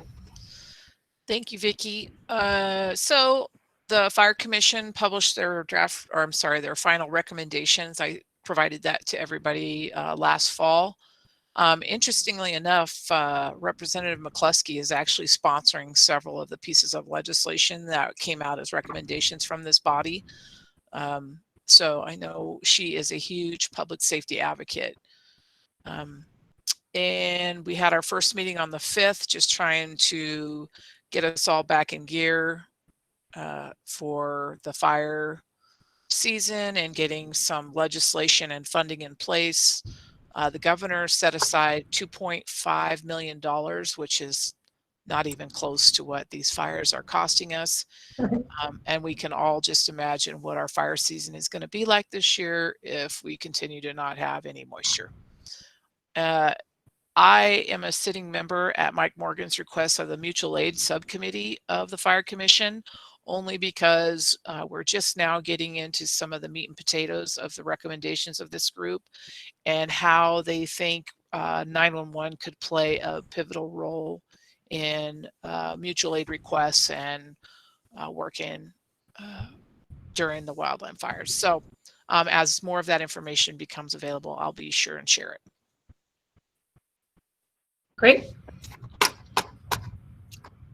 Monica, you up next again as the 911 Resource Center. Yeah. A lot of you are sending me some questions, and I really appreciate managers and directors that are sending questions that need some assistance and go-bys from our fellow colleagues. So thank you for continuing to respond to that, because I'm about to send a couple of more requests I just got this week. I'm probably going to wait and send them out Monday. Again, I've been trying to stay up on top of the vaccination information. The one agency that said they were having trouble, she was able to get some assistance from Boulder and that was our friends at Entrado's 911 center. And I think the problem was UC Health viewed them as a private sector entity, not a public safety employer, but that's been all rectified. So if anybody's having any other challenges, be sure to reach out to me. During our ECC roundtables, we just finished all 3 of the job position templates for the traditional call taker, dispatcher, and then the combined. I sent those out to the group, and then in our call in February, we'll be working on the supervisor template. And lastly, I've been working with CDPH on the APCO standard for crisis intervention, only because it's really beginning to address a lot of the mental health questions and how we are partnering with mental health agencies within our jurisdictions to respond on some of these crisis calls. And that's pretty much what I've been working on. Any questions? And thank you for grinning, Vicki. Any questions for Monica? I don't have a question, but I have a comment. Go right ahead, Carl. This is Carl. I think it's really important that we still stress, you know, all the stuff Monica's done in the last year, all the stuff the Resource Center's done over the years, whether it was Daryl, Bruce, or Monica. We need to find funding for this. One of the things that was brought up at my board meeting last month was us hiring a lobbyist. We haven't had to do that because of the Resource Center, because of Jackie, Kimberly. But we, you know, if we don't keep the center going, we're going to have to look at hiring lobbyists or something else. Yeah, I agree. We've had conversations with Monica about, you know, because she is doing all kinds of different things for all the PSAPs and the authorities, and I don't think some agencies, maybe the ones that don't use the Resource Center as much, are aware of those services. But if they went away, I think there would be a significant hole, and we need that resource. So I think the conversation, you know, what we've had about the statewide surcharge and that kind of stuff is this. We need to continue to have those conversations. To Carl's point, this is our funding is going to be sunsetting here pretty quick, and so. Thanks you guys for that. Thanks you guys for that endorsement. I'll tell you the most interesting thing about this job is that I do a little bit of everything. And I too see the value having sat in all of your roles for several years. And I'm not sure, while Daryl is one of the most talented people in our state, I'm not sure how many more balls he could juggle if this Resource Center went away. And we are sunsetting, folks, real soon. As a matter of fact, if we don't get something together this fall to present to the commission for 2022, we probably won't survive. But just putting that out there. Thanks for the shout out, Carl and Vicki. Yeah. So this is Daryl. On that topic, you know, there was a meeting, there was a group that was looking at the possibility of standing up a statewide coalition of authorities or authority of authorities, and I see Kimberly just raised her hand. What's the status of that?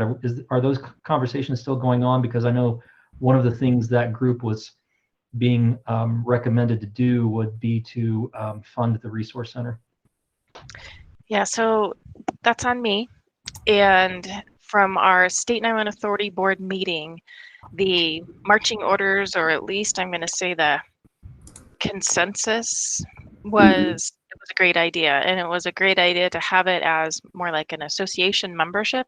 You join, you pay X amount for it, and then that money goes to fund all sorts of different items, being Resource Center being one. Maybe it's training, you know, all of those things. So where that's at is I need to gather everybody, and at least we had a core group at one point. We need to get back together and talk about how do we go to that next, you know, that next phase. So definitely something that within the next 30 days you can expect an invite. Great, thanks Kimberly for that. I mean, as Monica said, we have a timeline. There is a sunset that's approaching here pretty quick. So I think one of the the key issues to note for this discussion was the idea that the allowable uses of the statewide surcharge could include associations and membership costs to those associations. So again, and not necessarily another unfunded mandate, but a way to funnel money to those needs and costs. Absolutely. And this is Daryl. The statute that was passed last year does include state and national associations, dues to state and national associations. Now the FCC could throw a huge monkey wrench in that, so we'll have to watch what happens with that. But as of right now, that is an allowable use of a state 911 fees, either from the state 911 surcharge or from your emergency telephone charges. Hey, Joe, does the foundation still exist? Is that a mechanism we could possibly look towards, especially if we're considering paying a lobbyist or having a lobbyist on board? Nope, it no longer exists. In the past, as far as lobbyists, the Sheriff's Association has assisted us, and some of the other chiefs types associations, and Monica and Bruce did a very good job more recently.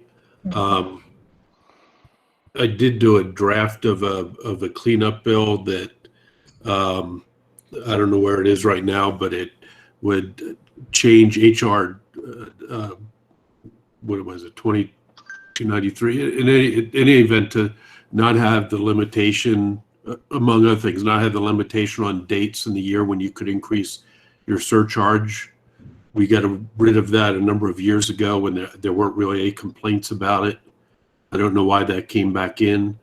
And then the other thing was to provide expressly funding for the resource center.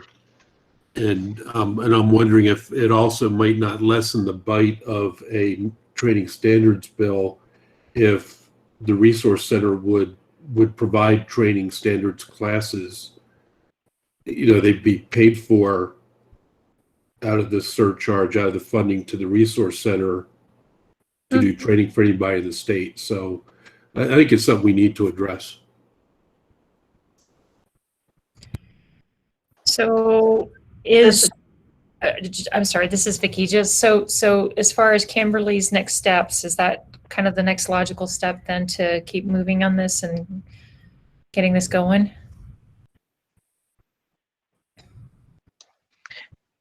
Vicki, I'm going to say that. I'm sorry, Jackie, go ahead.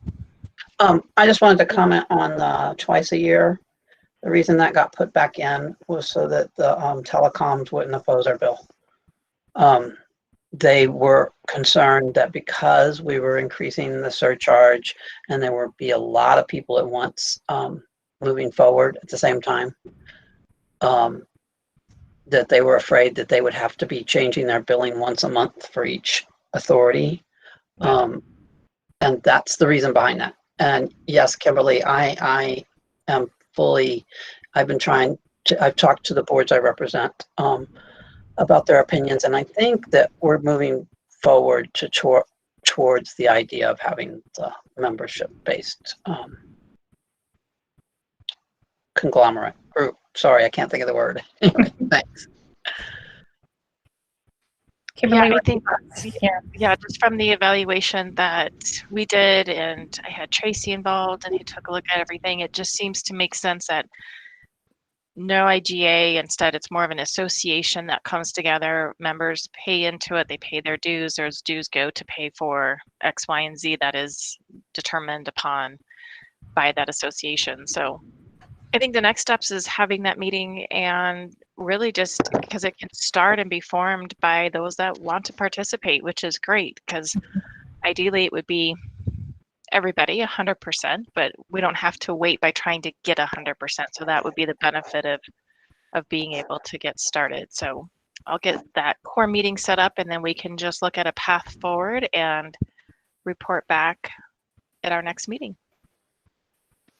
Great. Well, good. I'm glad that we're getting some momentum on this. I think this is important. So, be a good endeavor. Okay. Well, thanks, Monica.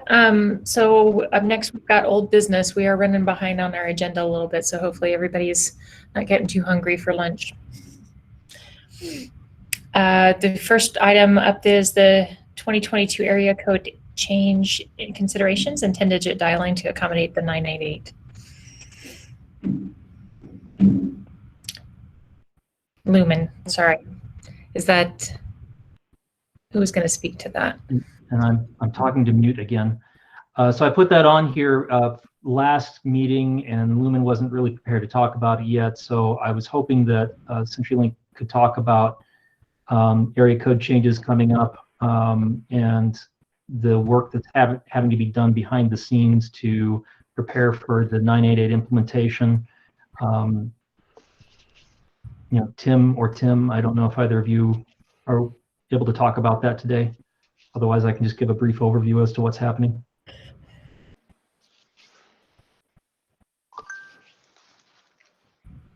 And if you're talking, you're on mute.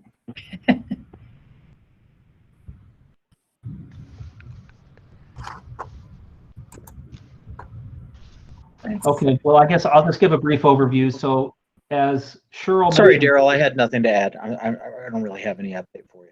Okay, great. Thanks, Tim. So as Cheryl mentioned earlier, Congress did pass 988, and the FCC has designated 988 to be a national mental health crisis hotline number.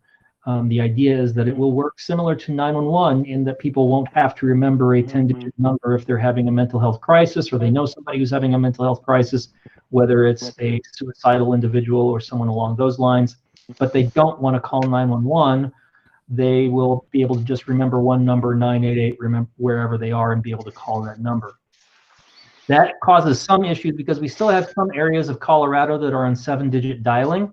Although most of the state has gone to 10-digit dialing, there are still some places that are on 7-digit dialing. And if the first 3 numbers of your 7-digit phone number are 988, that obviously causes a conflict. So we're going to have to go to 10-digit dialing statewide. Some PSAPs in those areas that are still on 7-digit dialing may have their CPE programmed with 7-digit phone numbers. So that will have to be updated. So at a certain point, we will go to what is known as permissive 10-digit dialing, where you can dial either 7 digits or 10 digits, and that will give a time frame that PSAPs can update their CPE with the 10-digit number instead of the 7-digit number that they transfer calls to or they have on their speed dial in their 911 phone system. And then there will come a point after that that it will be a mandatory 10-digit dialing. After that, dialing 7 digits will no longer work in those areas. And in the meeting folder today, where do I have my meeting folder? In the meeting folder for today, there is a document from the it's the North American Numbering Plan Association or Administration, I think is the name of it. And it is the document labeled PL 544. If you double click that, there's information from them about the 10-digit dialing, talks about all the states and area codes that are affected, and it gives a timeline for when this will all go into place. So there's network preparation period, there's the permissive dialing period that I talked about, and then the mandatory dialing period enforcement from that point on. If you still have 7-digit numbers programmed into your phone system by July 15th of 2022 at midnight, they will no longer work. So they're giving us lots of time ahead. So there's time to prepare and time to plan, but that's something you need to consider. Right now, there is no routing available for 988 the way it is for 911. So we're not exactly sure whether 988 calls will be routed directly to Colorado's crisis hotline, which is run by the Rocky Mountain Crisis Partners, I think is their name, or if it's going to go to a national call center, which will then have to transfer the call. But I have been approached by some people here in Colorado who are potentially looking for some funding for 988. They're not looking at trying to tap into 911 funds at all. So I don't want anybody to be concerned about that, but they're looking for a separate funding source to help pay for their centers, because they believe that after the implementation of 988, that they will see an increase in their call volume. And they've reported that they're already seeing an increase simply due to everything happening lately with the pandemic and everything else. So we may see some legislation on that this year, but they are not looking at trying to tap into 911 funding, at least not at this time. And that is everything I know about the 988 transition, unless somebody has something else that they would like to share on that topic.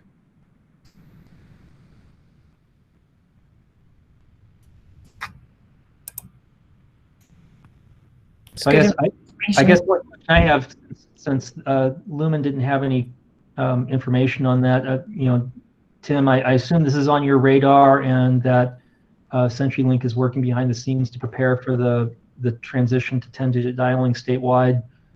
Is there anything that you guys want to share about the technical side of that? Yeah, it is a complex task, and it's particularly difficult for, as you suggest, for exchanges that are 988.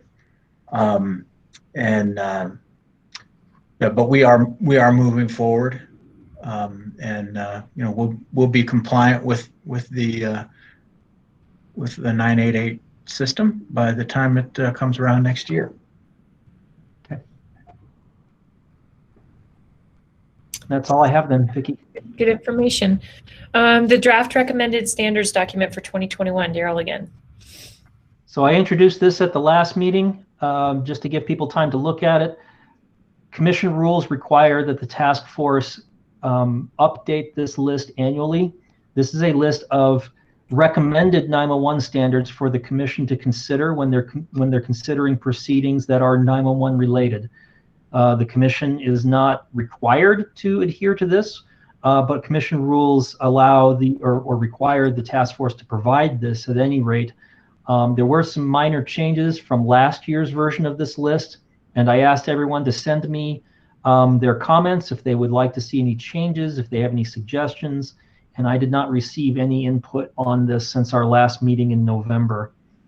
So at this time, I would ask that, Madam Chair, that you call for a vote to approve this list, and then it will be filed in the miscellaneous proceeding that we have at the commission for documents from the task force. Okay, can I get a motion to approve this updated list?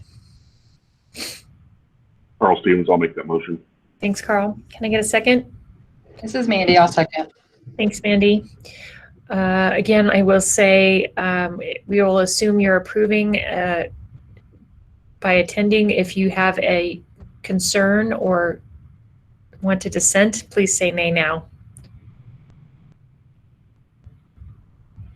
Okay. Passes. Thank you. Thank you.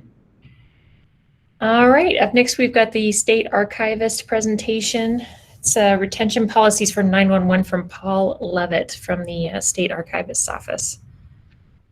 And I have not seen him on the call, so I will just, Paul, have you been able to join us? We may have to move this to the next meeting in March. I got a couple of questions recently about required retention policy for 911 related records, being 911 calls, dispatch recordings, CAD records, and things like that. Mm-hmm. And the answer is actually fairly complicated. So I thought I would have an expert come and talk to us. But I think maybe we need to make that its own separate presentation, possibly at the March meeting. Okay. or one of the other future meetings. Okay, well, it's an important topic, so I definitely don't want to drop that at the next meeting. Up next, we've got new business, the items for new business. Anything anybody wants to bring forward?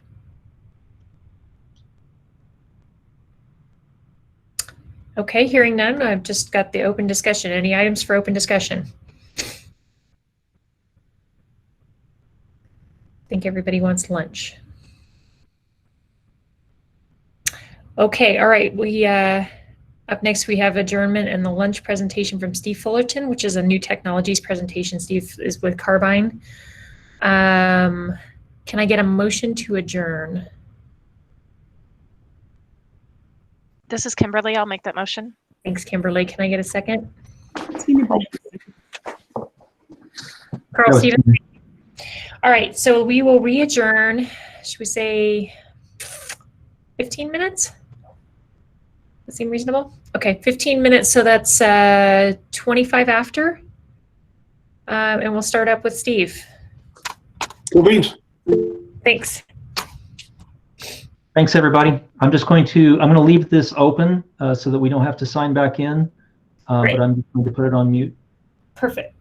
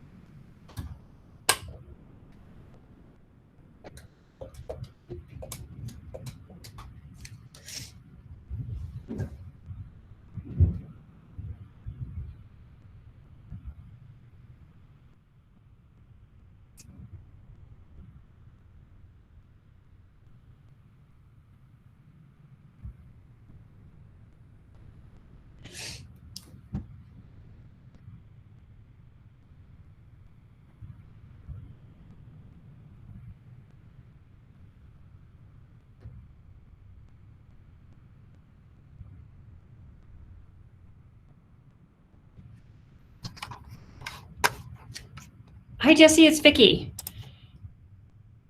Hi. I'm good. How are you doing?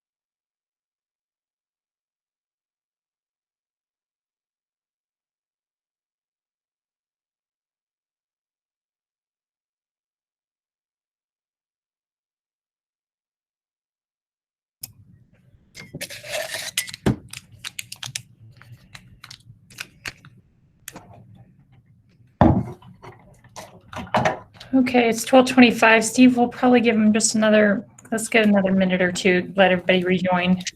Oh, absolutely, absolutely. I know we've already been on for a couple hours, and I'll get the little dog and pony and turn it over to Chad for the discussion, and hopefully, a lot of discussion from the group.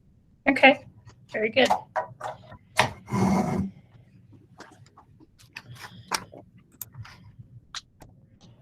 And Steve, I'm not sure if you're familiar with Google Meet, but the presentation is really easy. You can just present by clicking on the the presentation button at the bottom right of the screen.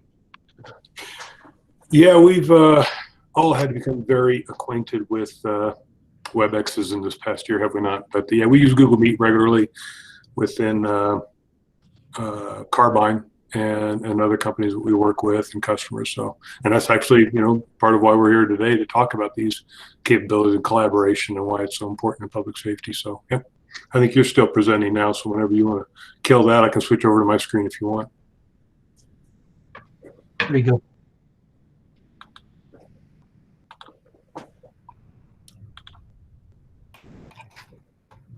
Okay. Should be seeing my big blue screen right now. Yep. All right.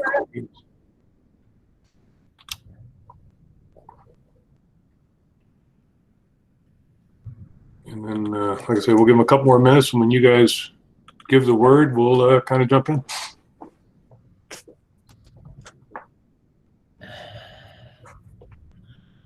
Let's give it till, okay, it's 12:27. I'd say that's a couple minutes. So take it away, Steve.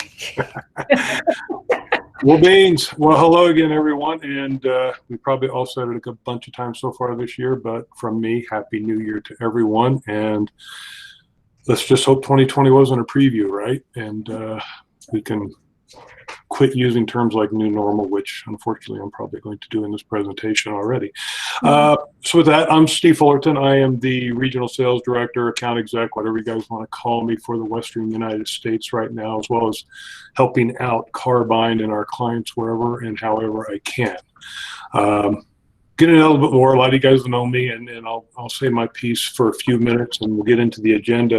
Before we go, I also want to recognize that I've got Chad Labrie on the call with me, and he is going to be carrying a lot of the weight around the discussions with use cases with these new technologies. And I'll allow him to introduce himself further when I hand over the baton to him.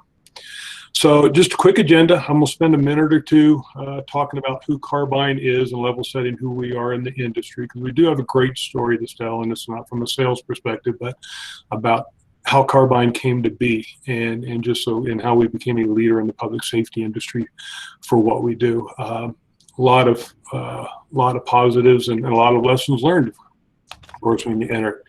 And then I'm going to take about 4 or 5 slides and just like I talked about a couple minutes ago about collaboration platforms and new technologies, because just as you guys are rolling out a new EZNet in Colorado, and more agencies are moving over to IP-based networks and getting ready for this thing called Next Gen that we've been talking about for 15 years. So there's a lot of things to consider as you're looking at any quote-unquote Next Gen technology provider. I've been on the sales side for the last 20 years after being a technician for a long time, and we've been talking about Next Gen for a long time. We thought when we went to phase 2 that was Next Gen, or we went to intelligent workstation platforms, that was Next Gen. So it's almost like the goalposts have continued to be moved. But with the things we're seeing out of some of the other companies, including Carbine in this industry, with location-based routing like T-Mobile's doing, video, chat, real-time text. These are some of the first things that we can really look at and see, feel, and touch and say, yep, that's Next Gen. So with that, I'm going to talk a little bit about Carbine. We are a global company, been around 7 years now. So from a technology standpoint, we don't really want to call ourselves a startup, because we are covering so many agencies in so many different parts of the world. You can look at the numbers down there. And for me, one of the ones I'm most proud of is the 8 patents that our company produces, and we'll talk a little bit about that as well, because it's something you need to think about as you're analyzing any company that you're going to bring into your PSAP operations. But big in India, Mexico, of course, the Middle East, where we were originally founded.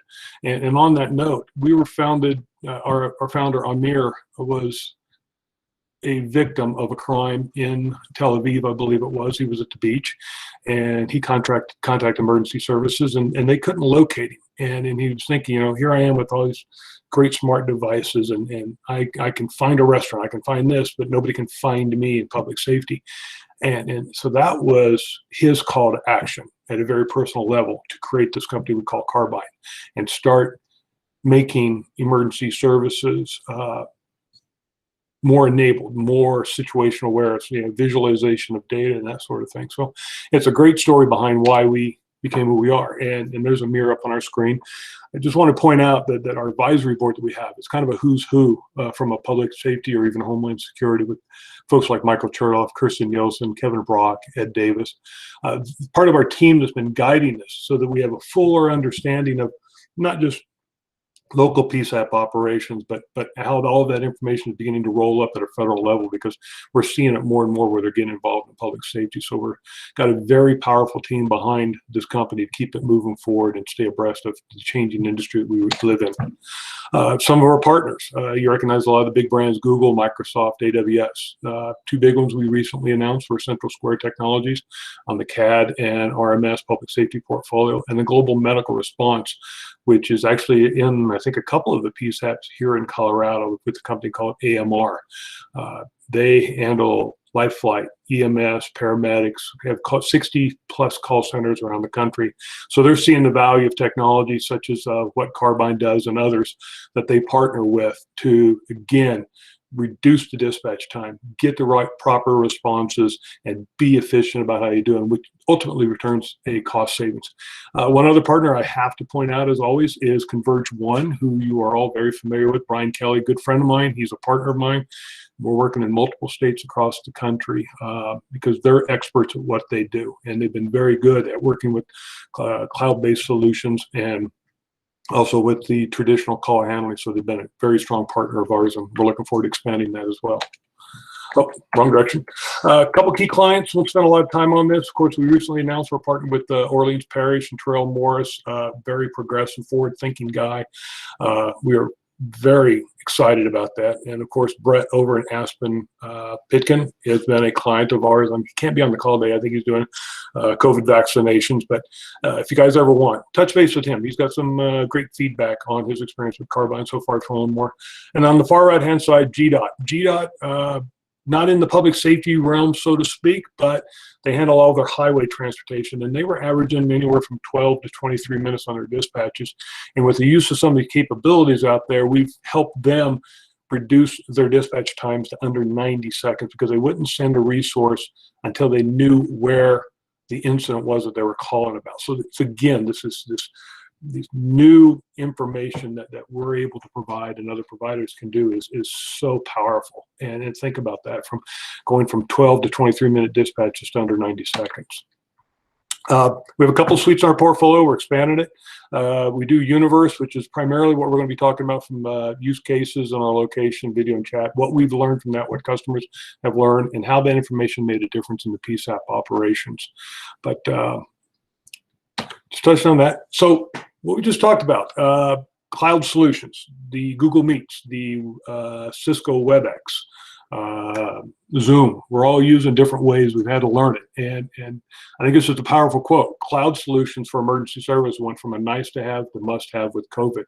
Think about Puerto Rico, two primary call centers with an outbreak of COVID. They had to shut them down because they were still stuck, unfortunately, in a brick and mortar type environment, and they had no ability to move their call services somewhere else. So talking about these cloud solutions or these third-party applications that are out there that are going to connect to you via a direct connection or through one of your service providers or through the cloud, a lot of things to consider. And that's what I wanted to touch on here for a couple minutes is intellectual property, dependencies, how it's deployed is a very important concern, and of course security. And for Carbyne ourselves, we've been through this. We've had lessons learned and got some of the saddle scars from it ourselves because like any company, it may be the greatest thing from sliced bread, but it can always be improved upon. So as you're looking at some of these companies that are out there, and there are some very good ones, some very powerful ones, some of them are competitors, some of them are partners, but first and foremost, I spoke about the 8 patents that we have.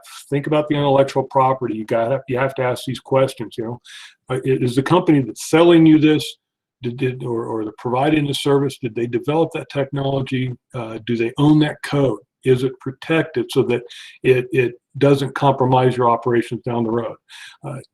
Is it an application that resides in another inside of another? Be thinking about that as to contingency and interoperability. What happens if a system goes down? Do you still have these services available? You need to be thinking about it. Is it purpose-built or repurposed? And by that I mean, you know, we've gone from fixed 911 centers to shared 911 centers to regional centers, host remotes, virtualized centers. Are they really built for the operating environment that they reside in, or did they adjust the software to work in that environment? And that can have impacts. I'm not saying it's good or bad, just make sure you understand the type of solution you're looking at. Dependencies, this is another key one. Is it an app-based service? Does it require user registration for information from the far end to be shared with you? Again, not saying good or bad, but there's always a dependency there, because if something happens to the app or if they haven't properly registered, are you going to get all the information that goes with it?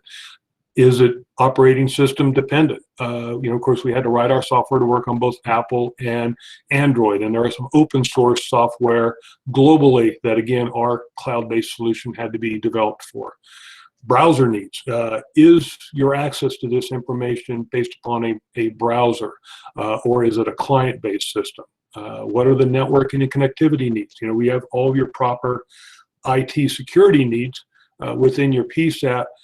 Be thinking about that, and we're going to touch on that security aspect here in just a minute, but understand how that ties itself together. And of course, how it's deployed, cloud-based or premise-based. And if it's cloud-based, is it cloud native, or is it a software solution that resides in the cloud? For example, this little ball that you may see up here on my screen, this is our Universe client. It sits on top of the desktop until such time it might need to be called for it to be used, and you'll have availability to it. So I just left that up there running so you could see, you know, how different things. So cloud-based, client-based, internet connectivity. So as you do your due diligence and looking at any of these companies that are out there, including Carbyne, if you decide to look at what we do, make sure you understand everything goes about it. How's their monitoring? Is their service automated, or does it require manual intervention by the call taker? Because that can impact your flow, because now you're asking the call taker to now start entering more information to get that information back to them. Is it immediately available? Does it require a session to be started? Does it have open APIs? Because you're going to want this information shared with your CAD and or your records management system, so you don't have to go to 6 different places to collect information or do reporting for an evidence. How is that information stored? What are the evidentiary requirements? Do they adhere to what you guys do in your requirements within your PSAP? So a lot of things to think about from a deployment standpoint, management, and support. And then lastly, want to touch on before I hand this over to Chad is security. A lot of these cloud-based solutions reside in a commercial cloud. For me personally, that's a great big no-no. If it's AWS like we're partnered with, that's probably better. But just keep in mind that AWS is not AWS Gov Cloud. So make sure, like, you know, the companies you work are taking all that security and concern, because you do all of your homework locally, and your service providers make sure that their networks are bulletproof, or as much so as they can to avoid problems. So be thinking about that if you are working with a cloud-based company. And if they are AWS Gov Cloud, then most likely they're going to have providers that are working with that are FedRAMP certified. And this is another important consideration as part of your security protocols with looking at any cloud-based company. The FedRAMP certification, these are advisory groups that are built around the Department of Homeland Security, GSA, Department of Defense. And then lastly, from a security standpoint, two-factor or multi-factor authentication to make sure that if there is some type of intervention or somebody is trying to get into the system, that there's multiple steps to make sure that the people using or accessing this information or using the system are who they are. And two-factor and multi-factor authentication is very, very important. So those are the things I just wanted to touch on, because it's all going to be very, very important, because more and more of public safety is moving to the cloud, CAD companies, mapping companies, et cetera, and it's great. It may help save money. It's going to give you a lot more flexibility in how you dispatch and how you share information, not just with your first responders, but with neighboring agencies. So with that, I'm going to hand over the presentation to Chad Labrie, allow him to introduce himself, give you a little bit of his background, because he came from the trenches like many of you folks on the call. But before I do that, just wanted to touch base. Does anybody have any questions for me at this time? And if not, I'm going to dump this over to Chad. And if Daryl, if not, we'll just hold all the questions till the end for a little bit of question and answer, and kind of go from there. Okay. All right. 3, 2, 1. Chad, I'm assuming you're still on the line. With that, I'm going to introduce Chad, hand it over to him. I'm going to stop presenting in case Chad wants to do anything, but I think you're really going to enjoy some of these use cases from Chad's perspective and what feedback we've got from PSAP operations across the country. Thank you very much, Steve. This is the worst part of the whole presentation, is when I have to talk about myself but anyway, back many years ago when I was trying to figure out what I wanted to do when I grew up, I stumbled upon public safety. Many of my family actually was in public safety, police officers, firefighters, and so on. And I was introduced into the dispatch world. And immediately, I mean, really immediately, day one, I fell in love with the profession, and I stayed with it for 21 years. I started off with the Maine State Police as a call taker dispatcher, became an operations manager with the state police, and then became director of 4 PSAPs that we had here in the state. And then when I actually was approached by one of the county commissioners of the largest county here in the state, and he asked me if I would come on and be their executive director, and that's where I went until I decided to jump to the other side, as we all know it. So that's where I kind of stumbled upon Carbyne. So many different companies, as I'm sure you have all experienced, have reached out and, hey, would you be interested to come work for us? And you always kind of listen to them and hear them out. And Carbyne was another one of those companies. But one thing that really gripped me about Carbyne that no other company did was they said, Chad, we've got a lot of people who can build some pretty neat stuff. But to be honest with you, we don't want the dispatchers to work for our product. We want the product to work for the dispatchers. And from that point on, I'm like, okay, we've been lacking in technology in the arena of dispatch for so many years that I wanted to be part of the change. And this was the company that I felt was going to bring 911 to that area when we had such a difficult time getting our responders either accurate location or pinpoint location or anything like that. And being part of the change is where I wanted to be. So it still excites me every day when I get to go into all of our clients and PSAPs and train the staff and get them using the technology. And Steve asked me to come today and present some of our use cases. So I'm just going to share my screen real quick.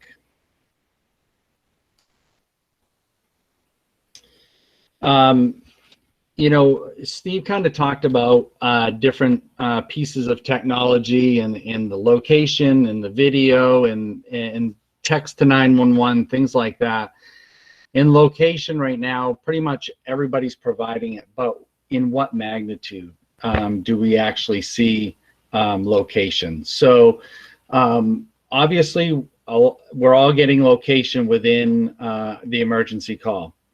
Back years ago, no location. Then we had the phase 1, which was, I always called it useless location. Then phase 2 came. It was widespread, but at least it got us to a general area, and it improved over the years. The frustrating part with at least where I'm from, and I'm sure in your cases as well, is phase 2 was great, but why in the private sector was an Uber able to find me, or Domino's, or anything like that? Why can't I find them as a 911 call taker? So that is where the device-based location has become so imperative. I'm sure many of you have it through Rapid SOS, and we are a great partner with Rapid SOS as well. So right off on the emergency call, we're going ahead, we're grabbing that information, and everything is great. But what happens in the case that AML is not actually grabbing that phone number and providing a location? Do you actually have a secondary source to be able to get that? And that's one of the things that we're able to do. So one of the great use cases that we've had with AML, and some of you may have seen it in the social media, and the video piece that goes along with it is great, but the actual piece of, we had a kayaker in Long Island Sound off the shore of Connecticut, where a kayaker had ran basically aground, hit a rock in the middle of the ocean, believe it or not, and she her kayak was sinking. She had injuries. The call taker was able to see what was going on, but that really didn't bring forward the magnitude of how the product or how this type of technology works in the 911. What really benefited here was the location. He was actually able to get her pinpoint location in her kayak in the middle of the ocean. Typically on these type of responses, Stamford PD would send out 2 vessels, and then they'd have 2 patrol units driving up and down the shoreline, trying to see out in the ocean if anything's going on. Because of the pinpoint location, they reduced 1 vessel, and both police officers were never called to actually look. They just sent the rescue boat, which was the harbor master. What this brought to them was a huge benefit in the financial piece. The amount of money and resources that they save by actually not having to send all of them. So we all know how that works in an emergency type platform. But what about your non-emergency calls? What about no call at all? So we've had agencies where they've used this in both platforms. How many of your callers actually call your 10-digit line, or in your case, in some areas, your 7-digit line, where they say they don't have an emergency? Maybe they do have an emergency, or they don't have an emergency, but a location is actually going to help them, help you a little bit in locating where they are, because it's imperative. Maybe it's just a broken down car. You need to know where the broken down car is to send assistance. In this particular case, a no call at all, we had a mom who had called the law enforcement agency and said, you know, I got a 13-year-old daughter. She hasn't been home in 2 days. I have no idea where she is. Typical response by the dispatcher: go ahead, contact the investigating agency. They're going to start off with a detective and then start calling in resources from there. This is late in the evening. Call takers being call takers, I always call them they're investigators. The call doesn't stop when they hang up the phone. So this call taker took the initiative to go ahead plugged the phone number of the daughter, the 13-year-old daughter, into the technology. And kids being kids, when they see that text message coming up, she went ahead and clicked on the link, and the call taker immediately had her location. 2 days, could have been all the way across country. This child was 2.5 hours away, all the way to the bottom of the state. And what had happened is she took off and went to her biological dad's house. Biological dad never called mom, no idea where they were.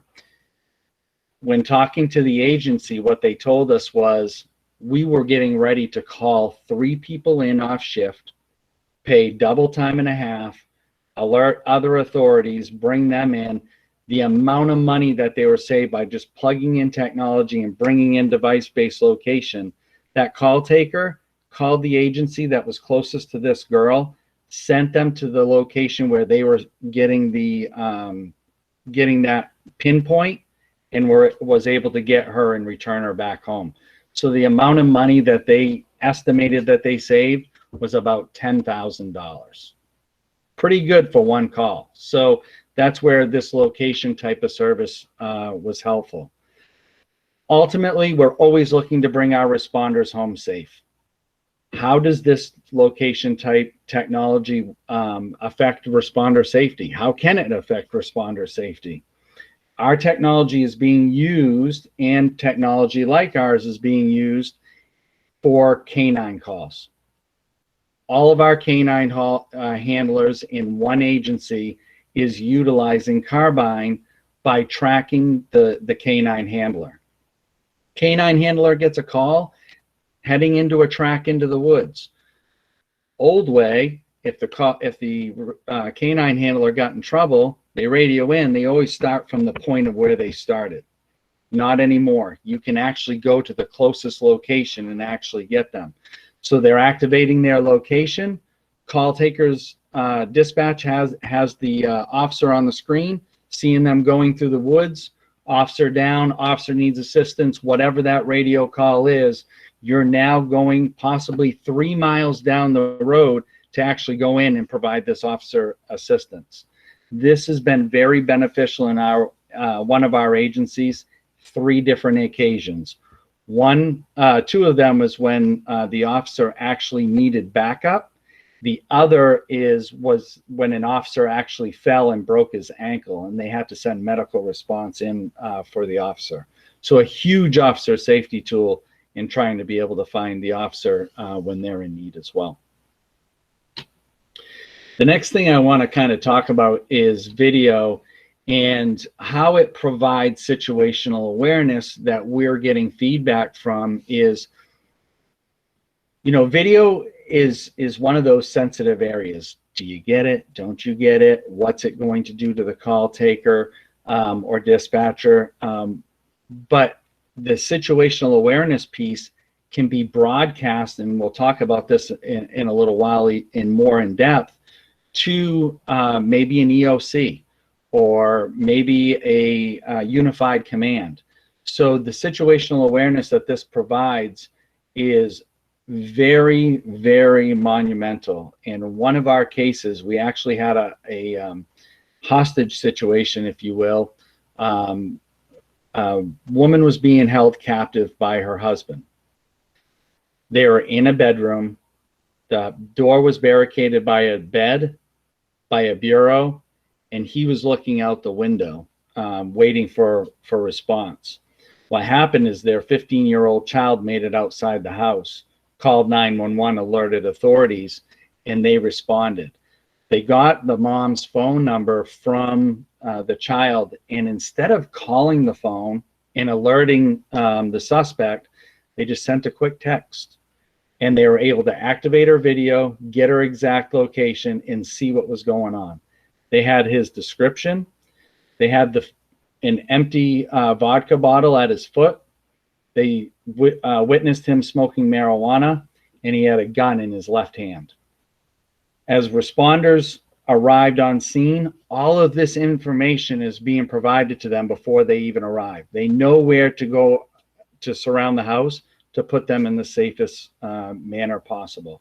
So that provided, officer safety as well. having that full situational awareness? Can we really afford not to provide our responders with that? We just talked about location, but this is where location helps as well. I was talking to one of our agencies actually located in Florida, and they actually had to use video in order to find a person's location. And what happened was this person was having a very major medical event, and instead of calling 911 when she came to, she called her sister in Alabama. The sister called what they thought might be the proper authorities. And what they did is they said, tell your sister we're going to send her a text link. All we need her to do is activate it so we can actually get her location. Well, she was in a medical crisis. Her location services were shut off. So we weren't able to get her location, but her video was active and she was able to pan while she's laying on the ground in the grass where exactly she was. And the call taker was actually able to identify a housing sign, and the housing sign was a major complex that stretched over 5 blocks. And because of this specific sign, instead of the other 2 entrances, they were able to send the paramedics to the proper location. While the responders were on the way, she ended up having another medical event while they were on the phone. So the phone got thrown, but when medical response arrived on scene, they got the phone. The call taker was able to see that the patient was being cared for and everything was okay. They estimated that they saved the time of the responders 32 minutes in response. And this stretched over 3 states to get this caller help through video. The other piece is kind of what I just alluded to, which was the medical protocol. So a lot of the agencies these days, I know my agencies as well, we used EMD, and we're hearing a lot of different responses, and we've been talking to Priority Dispatch as well of how this has changed, how they actually are seeing the emergency and being able to go ahead and provide extra medical attention as well on any type of video calls. Silent chat it's kind of a funny feature. I was thinking when they put this out that, geez, I don't know, silent chat, what, you know, people already have text to 911. Where is the benefit? I'm thinking that this is a feature that a lot of the agencies aren't going to use that much. Well, you know, I was wrong. This is actually the second most used feature that we're getting from our clients today. So big benefit to the deaf and hard of hearing community to be able to communicate back and forth to 911 resources, taking out sometimes the third party person who may have to communicate back and forth through sign. If you have a signer in your PSAP, this also helps through the video piece. But where we've found the actual most benefit is it is silent chat, and you can basically turn a voice call into a text call, and there's no audible notifications going on. There's no type of you know, rings or dings or anything like that. So as they're communicating with 911, nobody else knows that they're receiving messages back. And it really is putting a lot of our callers in a safe situation. I talked about that domestic violence call earlier, and that's exactly how she was communicating back and forth with the call taker, was via text. And it's an overlay over the platform that we have. So whereas text to 911, when you text in, you're going ahead and you're setting off any type of notifications. The other great piece to silent chat, we're not relying on text at all. So we're grabbing the most, you know, the best type of connection possible, whether it's Wi-Fi or if it's cellular. So when you're looking for any type of technology out there, look to see that they're trying to get any type of connection possible. So one of the things that Brett Loeb and I talked about when I was in Pitkin County was he has a very difficult time with a lot of calls because cellular in his area isn't great, but they have a lot of data connections. So this is where it's benefited them in Pitkin County. And then obviously contacting without a voice. So if you, in that situation, the call taker just went ahead and dialed in the mother's cell phone number, and she got the text and they were off and going. So no voice call is actually needed to go ahead and start a silent chat session in order to render safety to somebody else.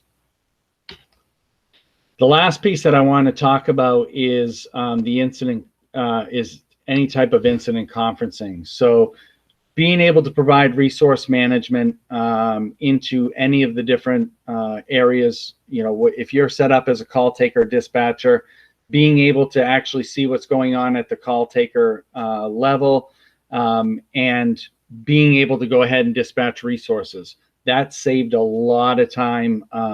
And Steve spoke about Georgia Department of Transportation. That was a big time saver for them. They were dispatching 23 minutes, which for us in the public safety world is, oh my God. But for them, that's normal.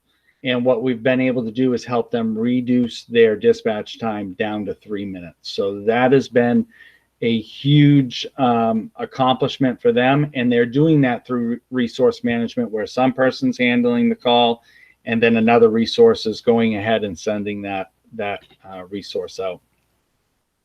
Situational awareness. This is just, think about this in a different context where you're bringing in other parties of the public safety community. Your 911 call takers are receiving the call, starting these sessions. But maybe the great value comes from your field units. What about you know, a unified command? If they're able to get that data, well, make sure that the technology that you're getting is actually being able to be shared all over the place. And that's where we have had some great successes being able to actually share this data into the field. So the technology sits on both ends. Call taker gets the information. A responder is able to go ahead and click into the session, or the session is able to be shared with the responder, and they can see from a view only exactly what's going on. Am I going to the right area? Am I putting myself in the best safe and safest situation? Do I have all of the details and information? Can I provide added information to my units that may be surrounding a house? Maybe it's fighting a fire. You know, which side is the fire being exposed? Is it gray smoke? Is it white smoke? So those are some huge benefits that we have seen with our incident conferencing feature, bringing in all of the outside resources. So those are some of our success stories from the technology standpoint. And I'd be willing to answer any questions, and Steve as well, I'm sure. Hey, Chad, I really appreciate it. And it's always good. And one of the great things Chad does is customer roundtables, where we bring in the Brett Loebs of the world and Terrells of the world and share information. And it's always good for the PSAC community because they get to learn how others are managing their PSAT flow of their operation. So yeah, that's another role Chad has within the company that he is a rock star on. So I appreciate that, Chad. So that, Daryl, I don't know if anybody else has any questions. I think we're doing well, pretty good on time. You gave us 45 minutes. So if anybody's got any questions about Chad's experiences, you know, open it up and have at it. Okay. Any questions? Go, Daryl. Any questions for our guest speakers?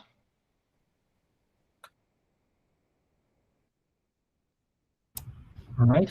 Well, we do have contact information, so if anybody comes up with any questions that they would like answered later, we can relay those to Steve and Carbine and Chad. But I want to thank both Steve and Chad for being here today and for presenting on this topic. Absolutely appreciate it, and like I said, I don't mind not getting into questions. Probably all went into a food coma after 2 hours of meeting. So again, thank everybody for sitting through this, and I'm pretty sure you all know how to get a hold of me one way or the other. But again, thanks very much to the community for allowing us to come here and meet with you guys. Thank you. Appreciate your time. Thank you. Thanks.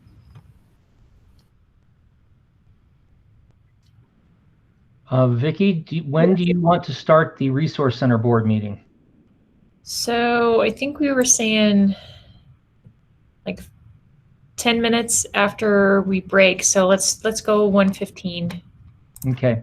And that is a different meeting code. So I'm going to put that in the chat right now. If anybody wants to participate in the Resource Center board meeting, you will need to join that other meeting. And Daryl, please now. tell me, Daryl, please tell me you picked the first one I sent, because I totally confused everybody when I sent the agenda today. Sorry. I don't know. I don't know which one you sent because I haven't looked at my email. Okay, so perfect. Just use the one you got. Then that should work beautifully. Okay, the one I just put in chat is the one that's on the meeting invite. Perfect. Are you looking at it, Vicki? Yep. Okay. So that's the one on the calendar invite, correct? Yeah. Correct. Yeah, I just pulled that off the calendar invite. Sweet. Perfect. Okay. Thanks, you guys. Thanks, guys. See you soon. A little bit. Bye.